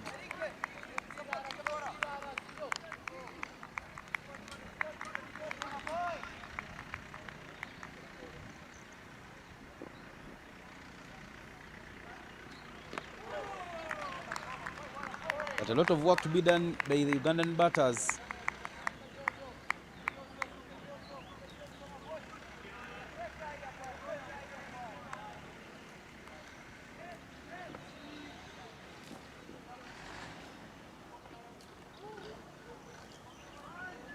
That has been the only issue with Gihozo Elise. He's been trying out so many things. And now weights on the onside, weights on the offside.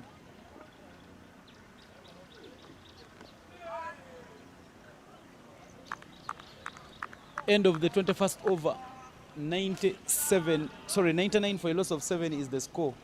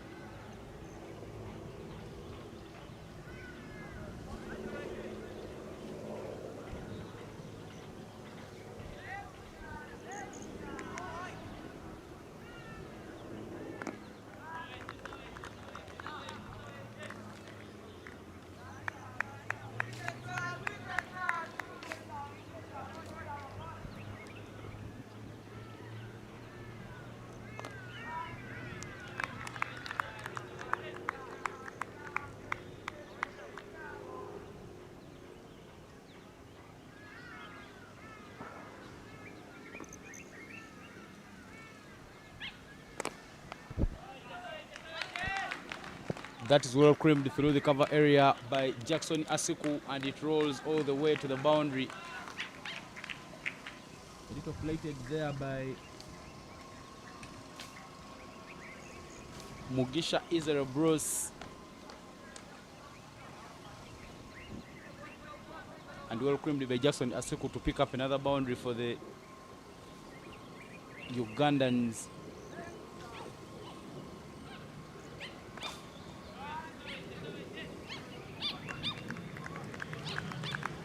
Dot ball and the end of the over.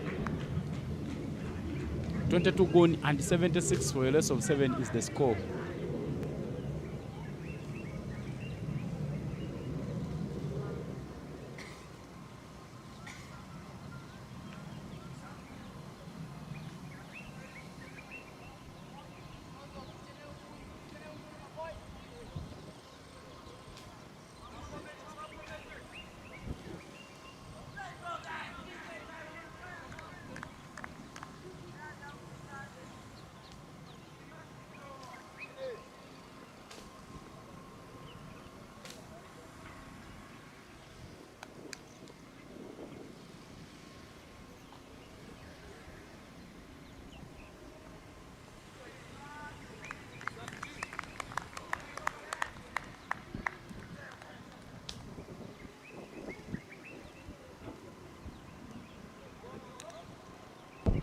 Elise Gihozo back into the attack. But the weather starting to change here at Entebbe Cricket Oval. The clouds covering the ground again. And a bit of a breeze now. Some bit of drizzle starting to come out of the clouds.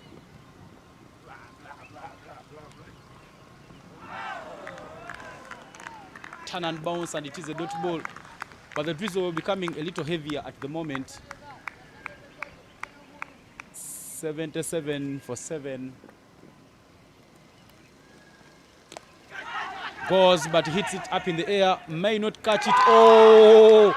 Running backwards, and he gets hold onto that. Iradukunda Patrick with a brilliant take there to give the Rwandans another wicket.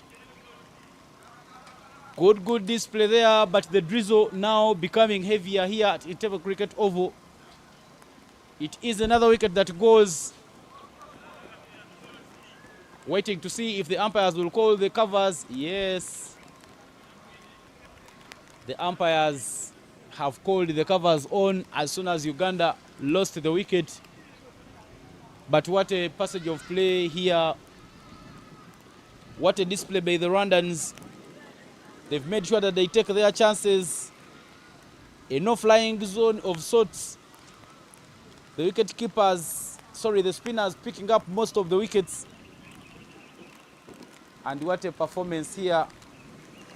But the covers being brought on. 77 for 8. And the scorecard for the Ugandans. Devansh Patel unbeaten with 28 of 51 standout. Revangaken Daniel also posted 18 of 38 before being dismissed.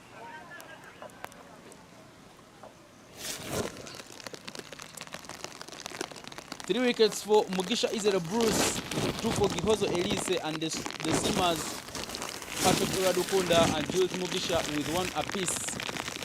We'll take a break because of the rains, and we will come back after the interruption.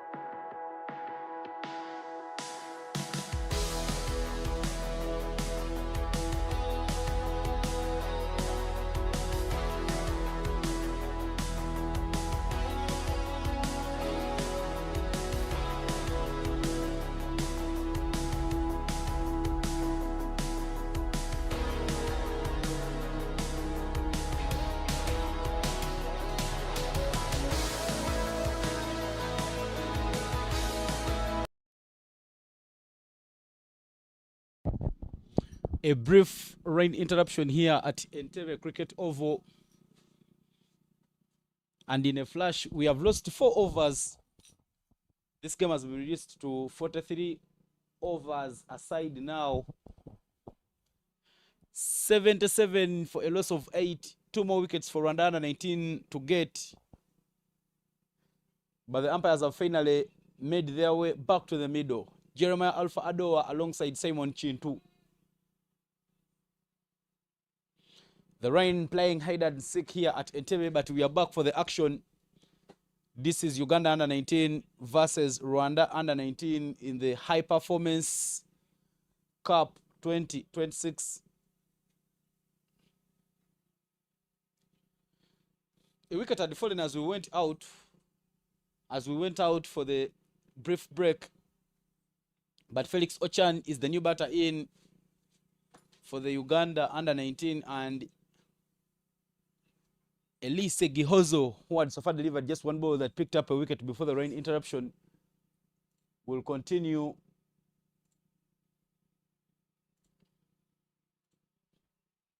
For the left-handed batter, there is deep mid-wicket, and the rest of the fielders are inside the 30.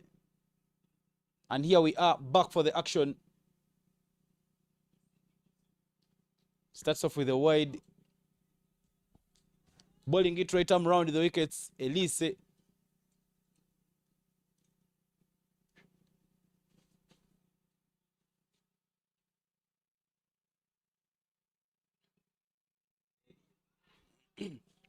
Wicket. Beaten completely there, Felix Ochan. I beg your pardon, the batter is Kenneth Ogenroth. Doesn't manage to protect his furniture, and it is another wicket that goes. Uganda now 78 for a loss of 9 in 22.5 overs. Ogenroth comes and Ogenroth departs. What a good passage of play here for the Rwanda under 19. The target was to limit Uganda to less than 200 runs. But now it is very, very hard for Uganda to even reach the 100 runs mark. Gihozo Elise picks up his 3rd wicket. 78 for 9 is what the scoreboard reads. Kenneth Ogenroth dispatched without disturbing the scorers. And Felix Ochan finally makes his way to the crease as the final batter out of their heart. The Ugandans will be looking at some dismissals and regretting and saying, how bad have we been? Not holding themselves together, not building partnerships, and something that will be much needed for this long format game. And now 1 more wicket for Rwanda under 19 to wrap up the innings. Gihozo Elise, who bowled round for the left-handed batter, will be coming over for the righty. 1 more ball to play in this over. But Gihozo has a very, very big chance of wrapping up the innings because it is the seamer Ochan Felix who makes his way to the crease. Uganda's innings have failed to take off. Rwanda capitalizing. Final ball of the over. Wide, he'll have to bowl it again.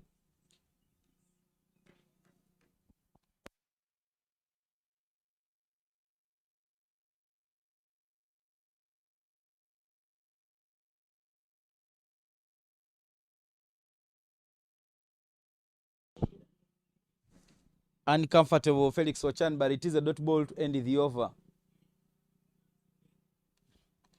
23 overs have been bowled and more 20 remaining, with the scoreboard reading 79 for 8.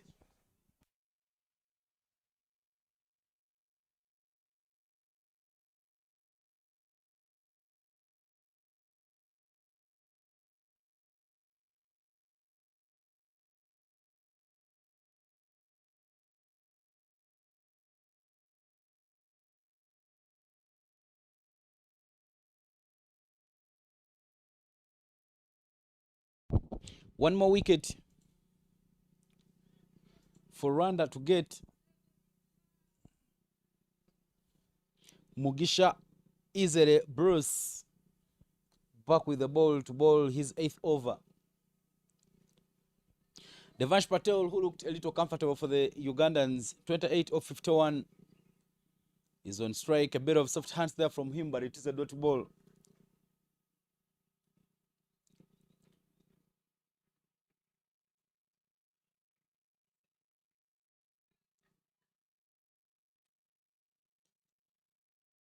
A little short but quick, and it is another dot ball. Some good variations there being bowled by Mugisha.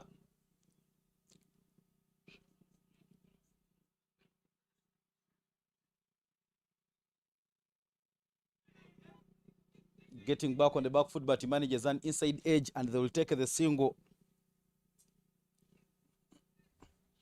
8 now for Uganda.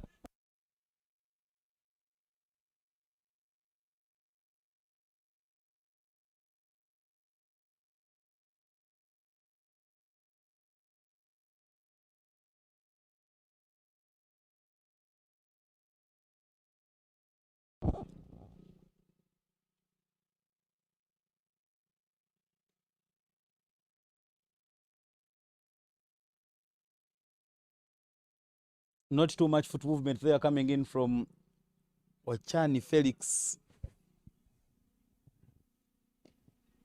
And only Cow corner fielder outside the 30. And the current passage of play is now dot balls.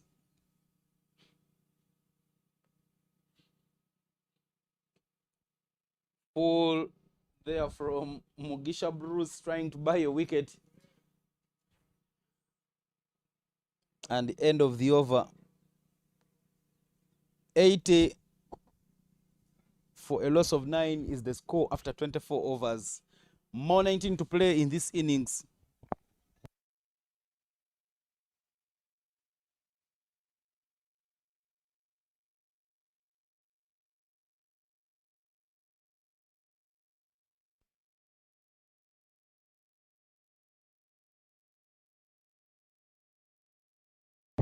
Gihozo coming back to bowl.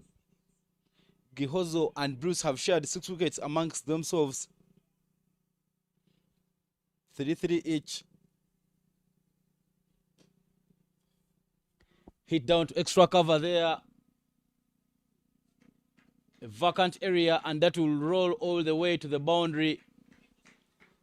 Leaning in that shot and getting on top of the ball. Good alignment there from Devansh Patel. As he picks up what you would call a welcoming boundary for the under-19 team of Uganda. The ball beat Patrick Iradukunda right at covers. And changes effected in the field. Oh no, they don't effect the changes. They will Iradukunda will go to the 45 yards. Long on Cow corner and long off at the boundary for Devansh Patel, because Devansh will be looking at getting as many runs as he can here on for the Ugandans. Tips of the finger onto that one, but it goes. It is another single, but you feel that that was a half chance to be taken by Gihozo. Though they capitalize and take the run.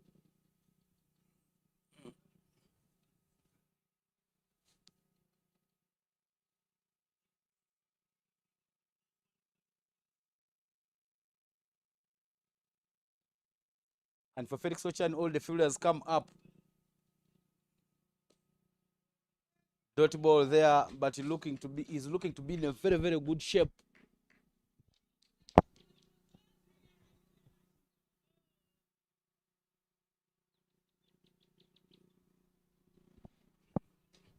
Too full there, but another dot ball. All the 11 fielders are inside the 30 yards for Felix Ochan. A big, big chance for Rwanda to pick up the win.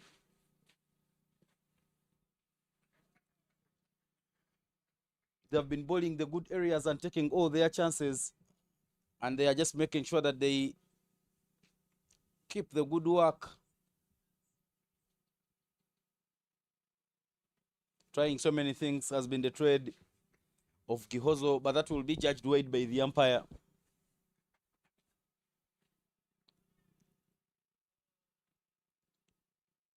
It's a 6-for-9. Dot ball there. Felix Ochan batting as though he has understood the assignment. End of over number 25, and 86 for a loss of 9 is the score.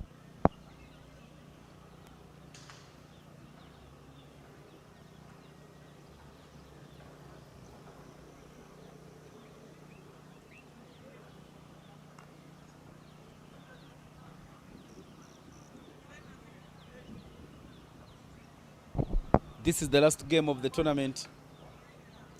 Uganda under 19 coming into this game unbeaten, whereas Rwanda still winless.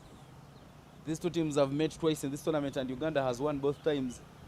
But Uganda beat Emerging yesterday to remain unbeaten, whereas Rwanda fell short against Emerging, lost by 244 runs 2 days ago. Bruce Israel Mugisha back in the attack with a dot ball.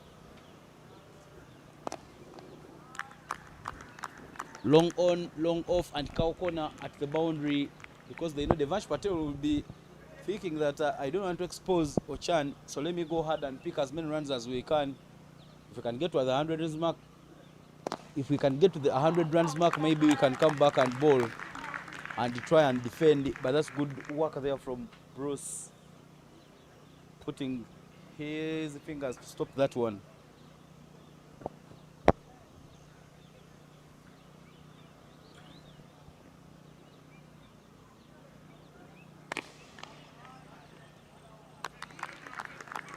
Devansh still trying to find the gap, but he just waits a waiting field that covers, and it is another dot ball. More changes in the field. Now deep mid wicket being introduced in place.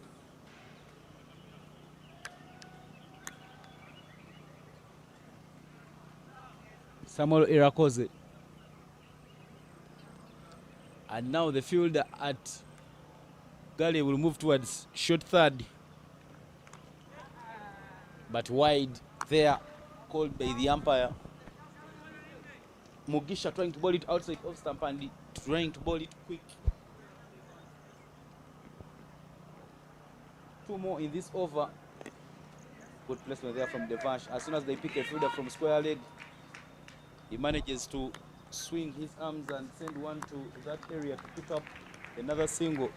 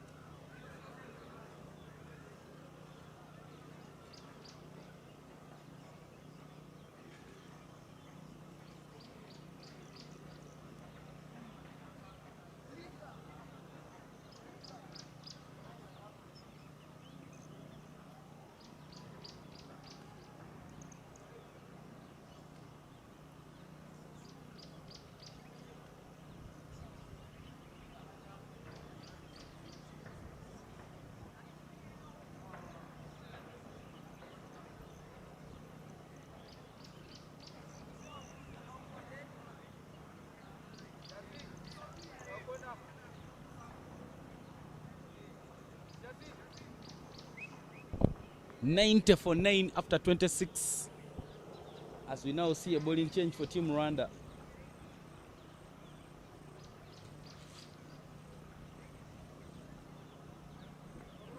Eric Hajenimana into the attack.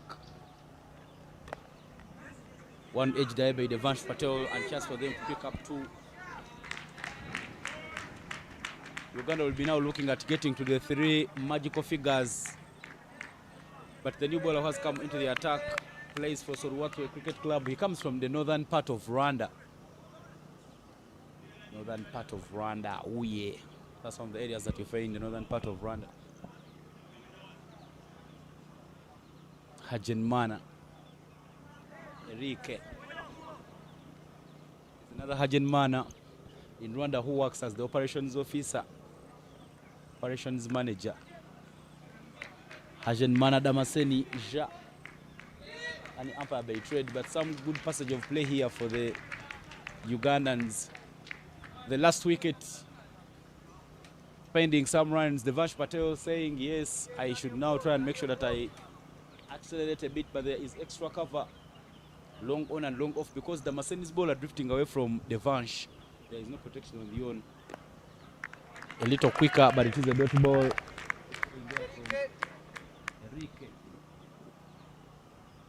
Now the run rate jumping from 2 to 3. Angles one back and it is dotted, trying to keep the wickets into play. Hagenmana.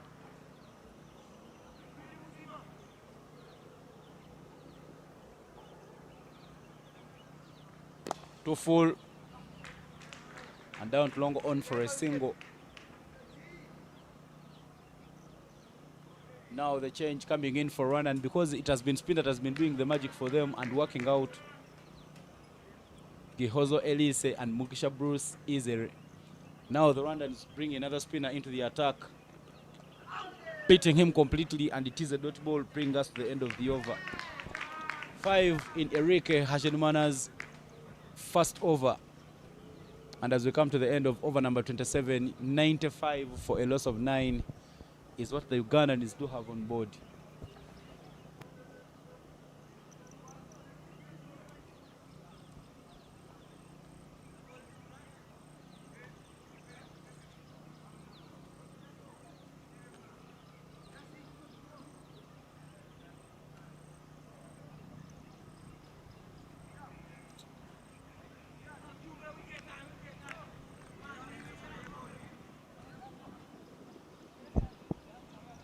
Jaspanziza Karoro says, I have seen it all.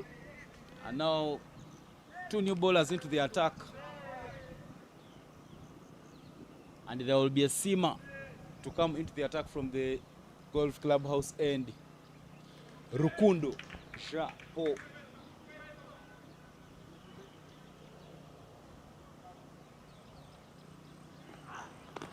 Wicket right away into the attack. And into the wickets column, Rukundo Ja Po. Good line, beating him completely to put the innings to bed. The all-rounder from Raitgard's Cricket Club comes into the attack and he puts the innings to bed.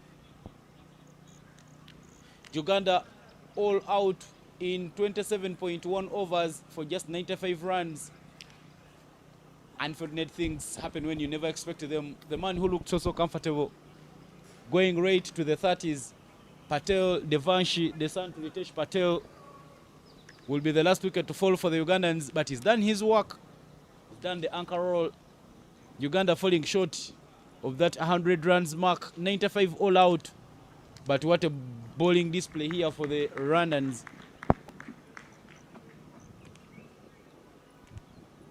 Good work there from Rwanda to make sure that they limit Uganda to less than 100 runs.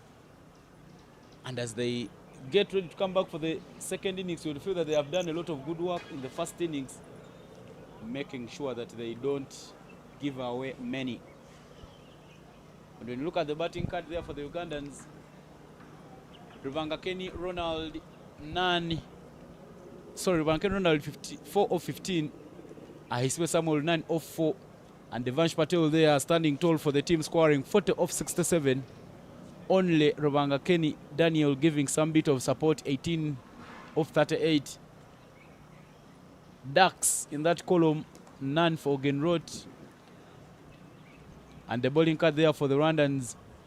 The spinners have been doing the magic, 3 wickets apiece for Gihozo Elise and Mugisha Izere Bruce, whereas 1 wicket apiece for Ja Po Rukundo, Jule Mugisha and Patrick Iradukunda. But 21 extras given away by the Rwanda Under-19 team, something for them to work on. And that's the match time there right in your frame. But as we come to the end of the first innings, Rwanda will need 96 runs from 43 overs if they are to go back to Kigali with a victory.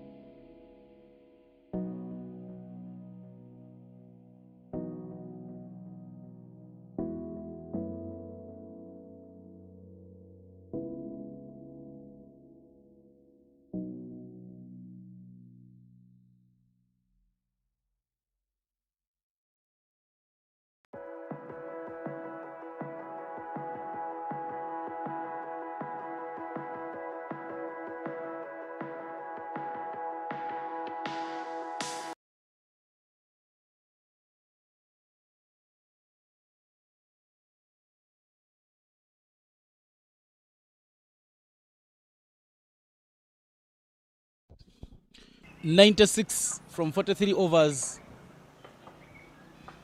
for the Rwanda under-19 team to pick up the first victory in this high-performance camp.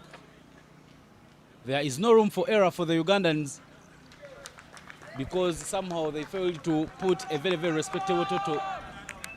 They looked at scoring 200 runs, but in the end, they managed only 95 all out in 27.1 overs. But here we do return for the run chase. This is the High Performance Cup 2026. And the two umpires standing in this game, Alpha Jeremiah Adoa, alongside Simon Chintu. Well, my name is Evan Sipra and Sajab here in the comms.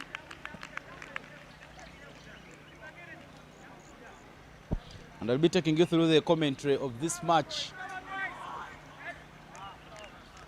The left-handed jersey number 99, Cedric Chizuzo, will open the batting alongside Fabrice Kwizera, and Richard Sohera will be bowling the first over. The Ugandans have seen spin working out for the Rwandans, and now a copy and paste of sorts. It will be spin to open up the innings. And here we are for the first ball of the run chase. 96 in 43 overs. Richard Sohera.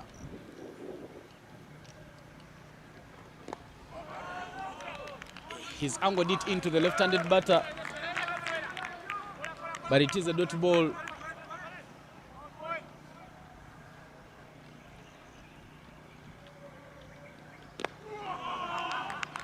Another dot ball there for Richard Sohera. He's kept the wickets into play because he knows that the batters might want to show some bit of aggression. Too quick and outside off stump, and another dot ball. But the dot balls will not keep Uganda in the game. It's only wickets that can put some bit of pressure to the Rwanda under-19 batters. Wicket. Not sure what the idea was there for Cedric, exposing his wickets. And Richard Sohera manages to dislodge. No runs on board as Rwanda loses the first wicket. And 0 for 1. Under pressure, Uganda will need many of these if they pick up the win, because they did not put so many runs on board. And 0 for no loss is the score.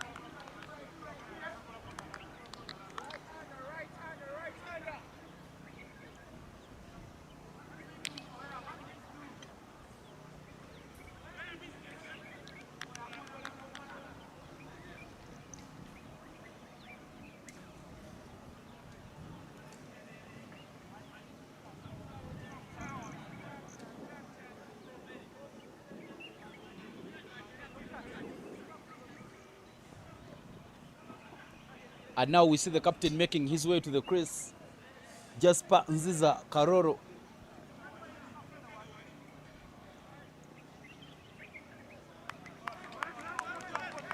Zero for 1 after 0.4 overs.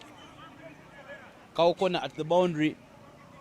The rest of the fielders, oh no, they are deploying Felix Ochan at Longo on, because they know Jasper might want to hit it over the infield. Left alone, and it is a dot ball. Good work there being done by Richard Sohera. He knows when to pick the dot balls, and he knows when to attack and keep the wickets into play. One more delivery remaining to complete this over. It is a dot ball and a wicket maiden over to start off things here at Entebbe. No runs in the first over, and 0-1 is the score.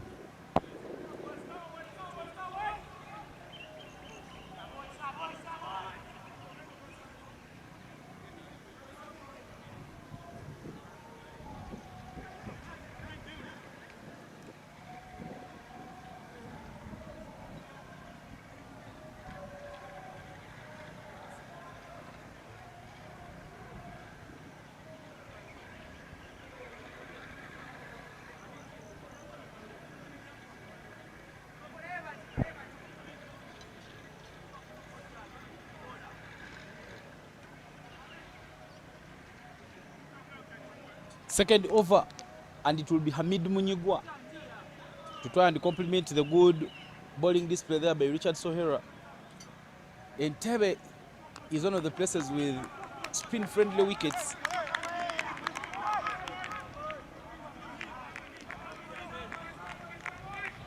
So Uganda saw Elise Gihozo and Bruce Israel Mugisha picking up wickets.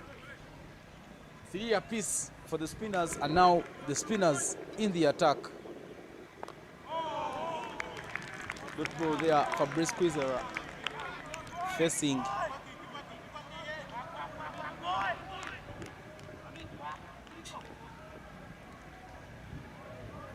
long off at the boundary, and Cow Corner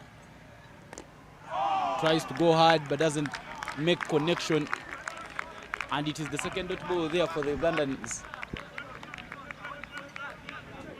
Good work there, trying to make sure that they keep the pressure on. No room for error. A little shot there from Hamid Munyigwa. Hamid saw that Fabrice Kwizera tried to go hard at the ball which was full pitched. So now what he does, he drags the length backwards a bit. Now he bowls a quick one, and he picks up another dot ball. 4 dot balls on trot, make it 10 in the innings with no runs on board for the Rwandans. Goes, but he picks up the fielder, another dot ball, the 5th. Fabrice trying to show some bit of aggression, but it should be a controlled aggression. Pace off there from Hamid Munyigwa, and it is a dot ball. 12 dot balls here for the Ugandans, and after 2 overs, 0-1 is the score.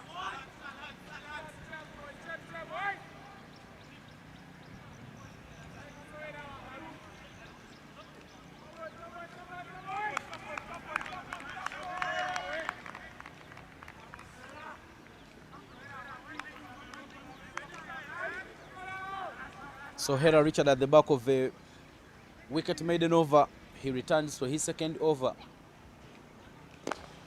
Power down the ground.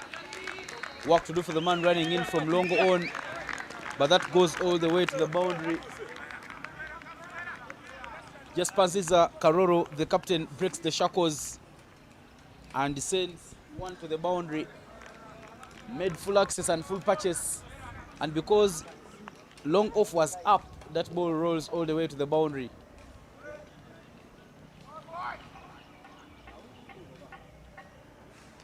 Down the leg, and it will be wide.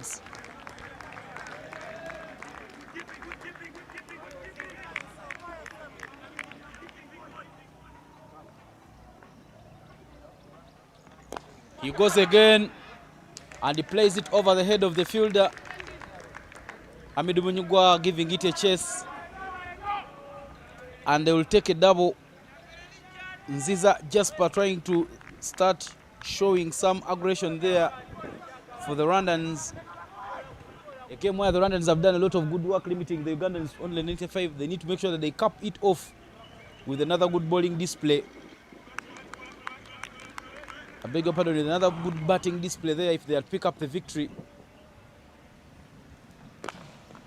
Goes hard, but a brilliant effort there from Ruvanga Kenny. Daniel Alex, the captain, putting his body down on the line. And the only single they will do take, just passes are clearly showing that for all the tossed up the balls, he will go hard at them.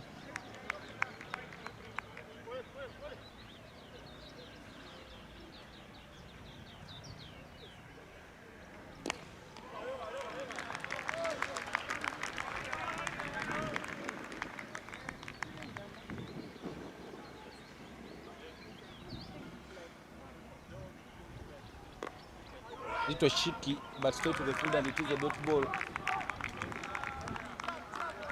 1 more to play in this over.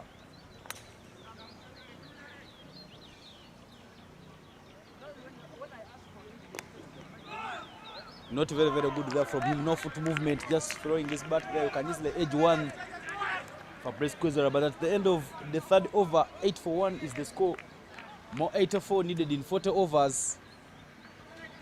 The ticker is ticking downwards for the Rwandans as they keep searching for the very first victory in this tournament. 5 days of action here at the Entebbe Cricket Oval. Uganda under 19, Rwanda under 19, and Uganda emerging, all squaring off in this tournament.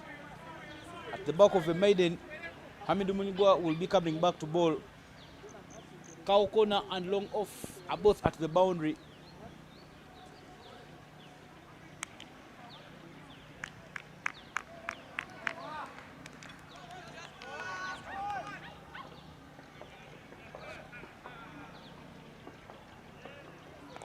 Committing early to the shot there, but it is a dot ball.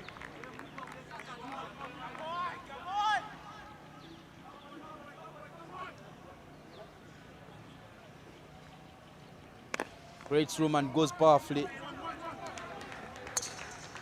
And he will take the single. Just Panziza Karol, a player for Spartan Cricket Club, one of the newly promoted sides there in the RCA Men's League.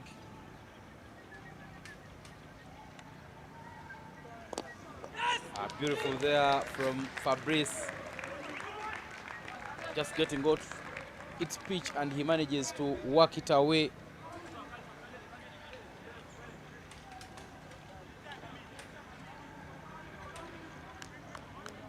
Good placement there to pick up another single. So that the Rwandans are now starting to pick up the runs.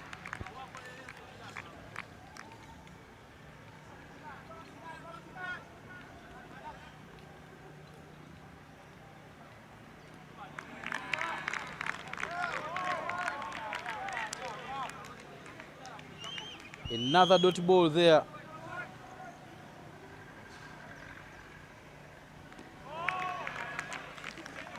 End of the over. 2 runs off that over. And at the end of the fourth, 10-1 is the score.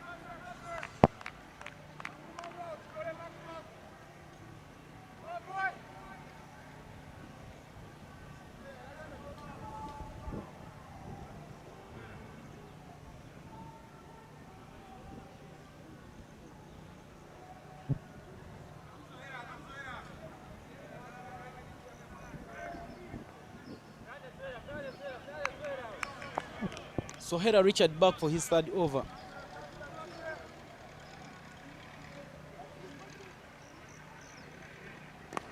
To fall into the crease, but it is a dot ball.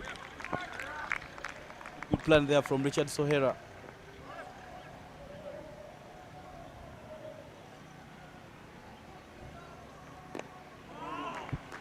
Nearly beats him with that turn, but it is another dot ball.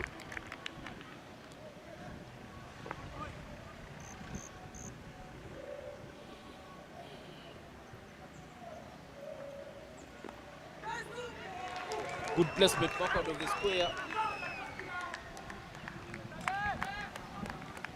But will only take a single.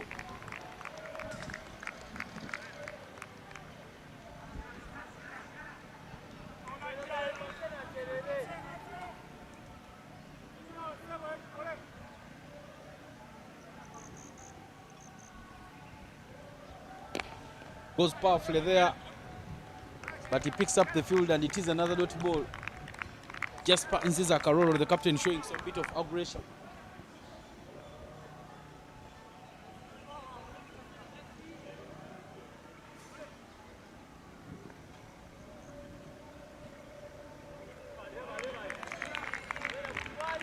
Lighted, and he goes away with it, Richard Sohera. He is inviting the batter to go hard. Final ball of the over, a much better over there from Richard Sohera. His previous went for 8, but now he returns, and he will only go for a single. End of the over, 11-1 after 5.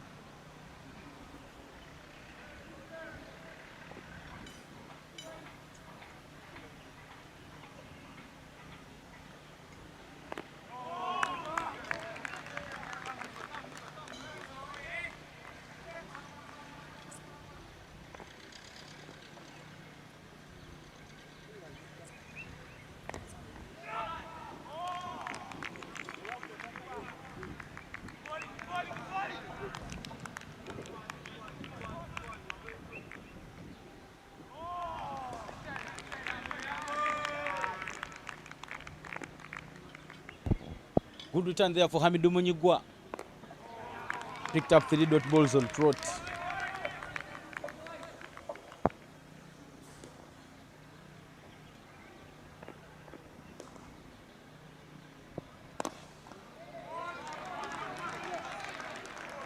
Plays one to long off, and it is another single.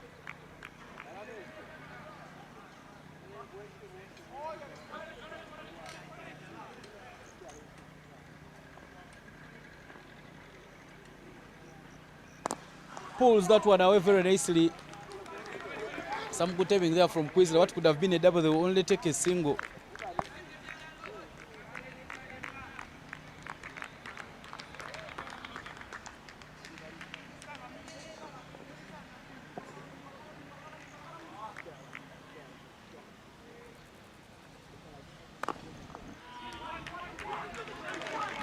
Another good placement there. This time round they show some bit of urgency.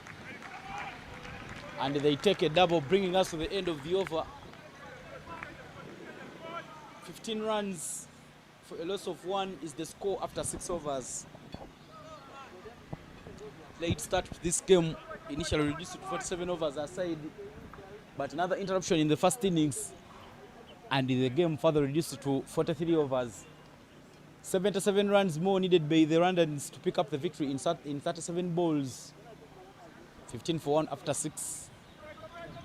And Richard Sohera, who has so far bowled 3 overs, conceding 9 runs and picking up only a single wicket, will be coming back into the attack. This will set up the same long on and cow corner. But Jess Pansis has been showing some aggression for his 9 of 14 with good support there from Fabrice.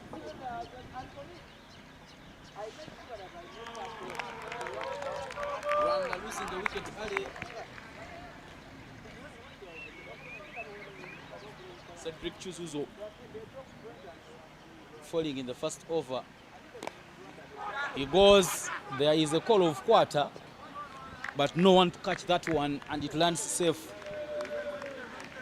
Somehow just Pansis are playing against the turn on that ball. Nearly played it to waiting fielders.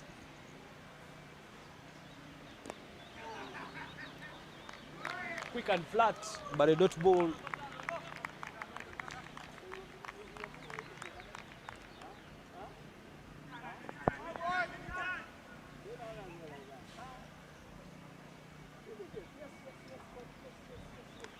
He goes and picks it up very nicely all the way. One bounce for a little cheeky there from Fabrice Quizera, but well timed, and it goes to the boundary. Richard Sohera comes ranked by a wicket. Richard Sohera pays for the price. Runs in full flow for the Rwandans. 72 more needed in 36.3 overs.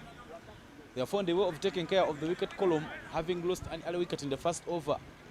But now these two, Fabrice and Jasper, are making sure that they stitch together a meaningful partnership for the Rwandans.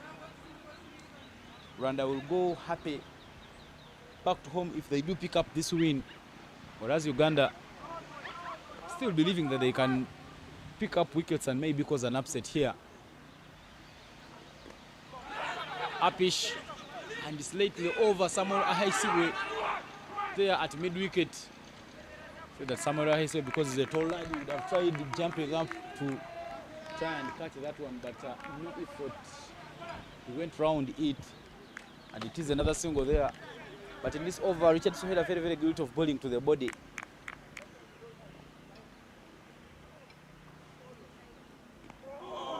Beaten by the turn, and it is a dot ball.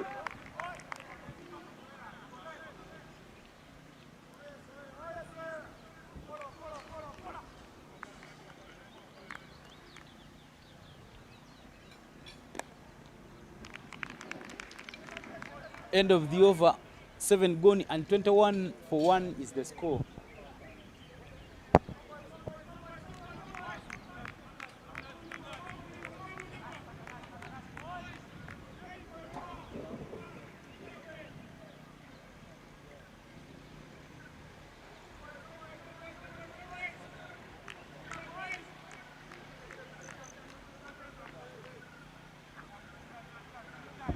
last game of the High Performance Cup 2026.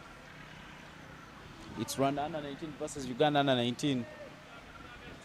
Uganda won the toss and opted to bat first, but they didn't get many runs. They managed to score only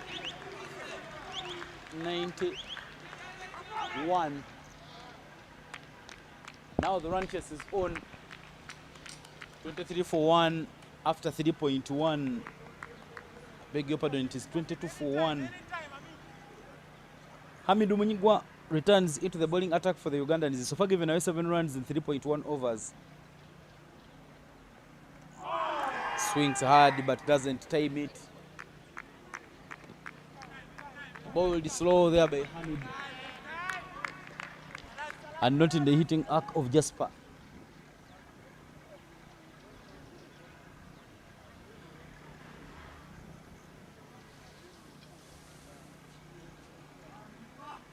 Longo off and Cow Corner are the two fielders at the boundary.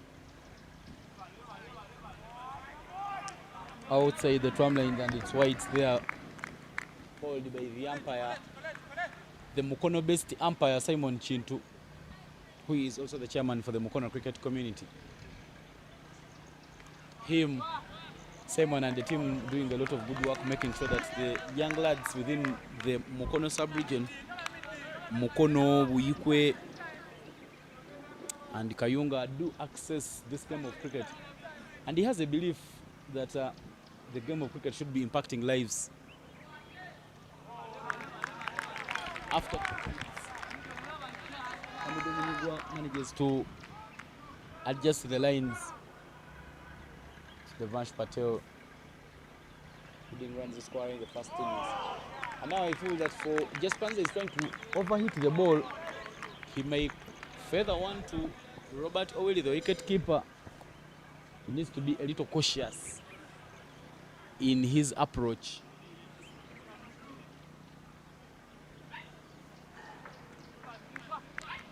One more to play in this Hamidu Munyigwa over.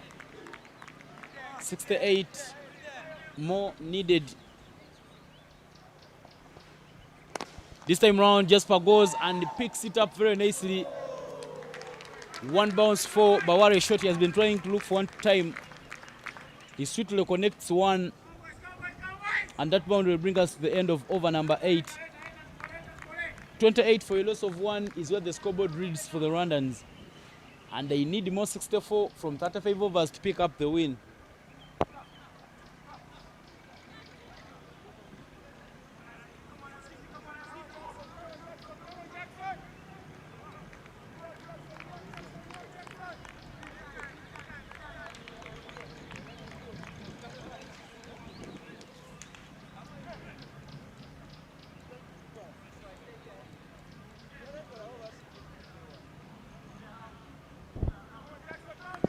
Uganda will be making a bowling change there.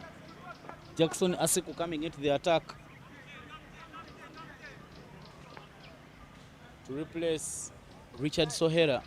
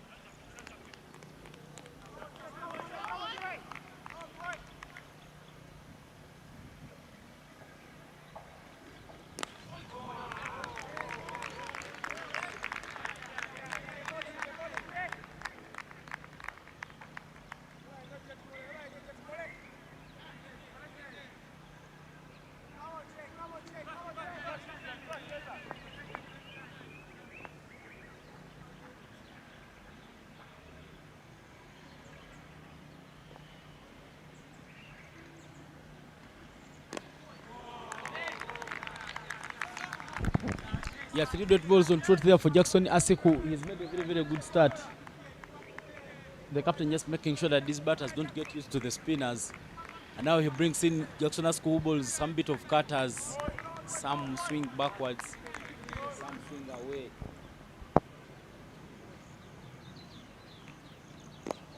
Now a pace off ball there, but it is another dot ball. 4 dot balls there on trot for the RWANDA under 19 batters.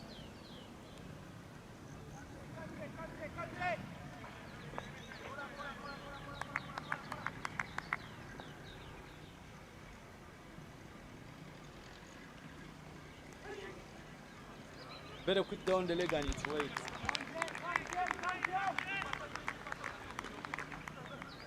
Good glove work there from Robert Oily, making sure that that one does not run away. Because anything that goes past him, there is a field at short third. Sorry, at short fine leg, but the fielder standing a little wide. So it might be very hard for the fielder to save the ball. A thick edge that rolls up in the air will pick up the fielder running in from third man. Chance created, but a chance not taken. The fielder was at the 30-yard. Needed to make a lot of running backwards if he was to pick up that ball. And this is the final ball of the over. Changes being made in the field there. Third man comes up and long on goes down.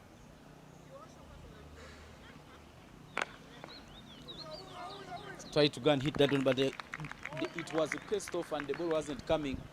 So Jeff Panza just releasing one of his hands from the bat. But brings us to the end of the over number 9, and the 30-1 is the score.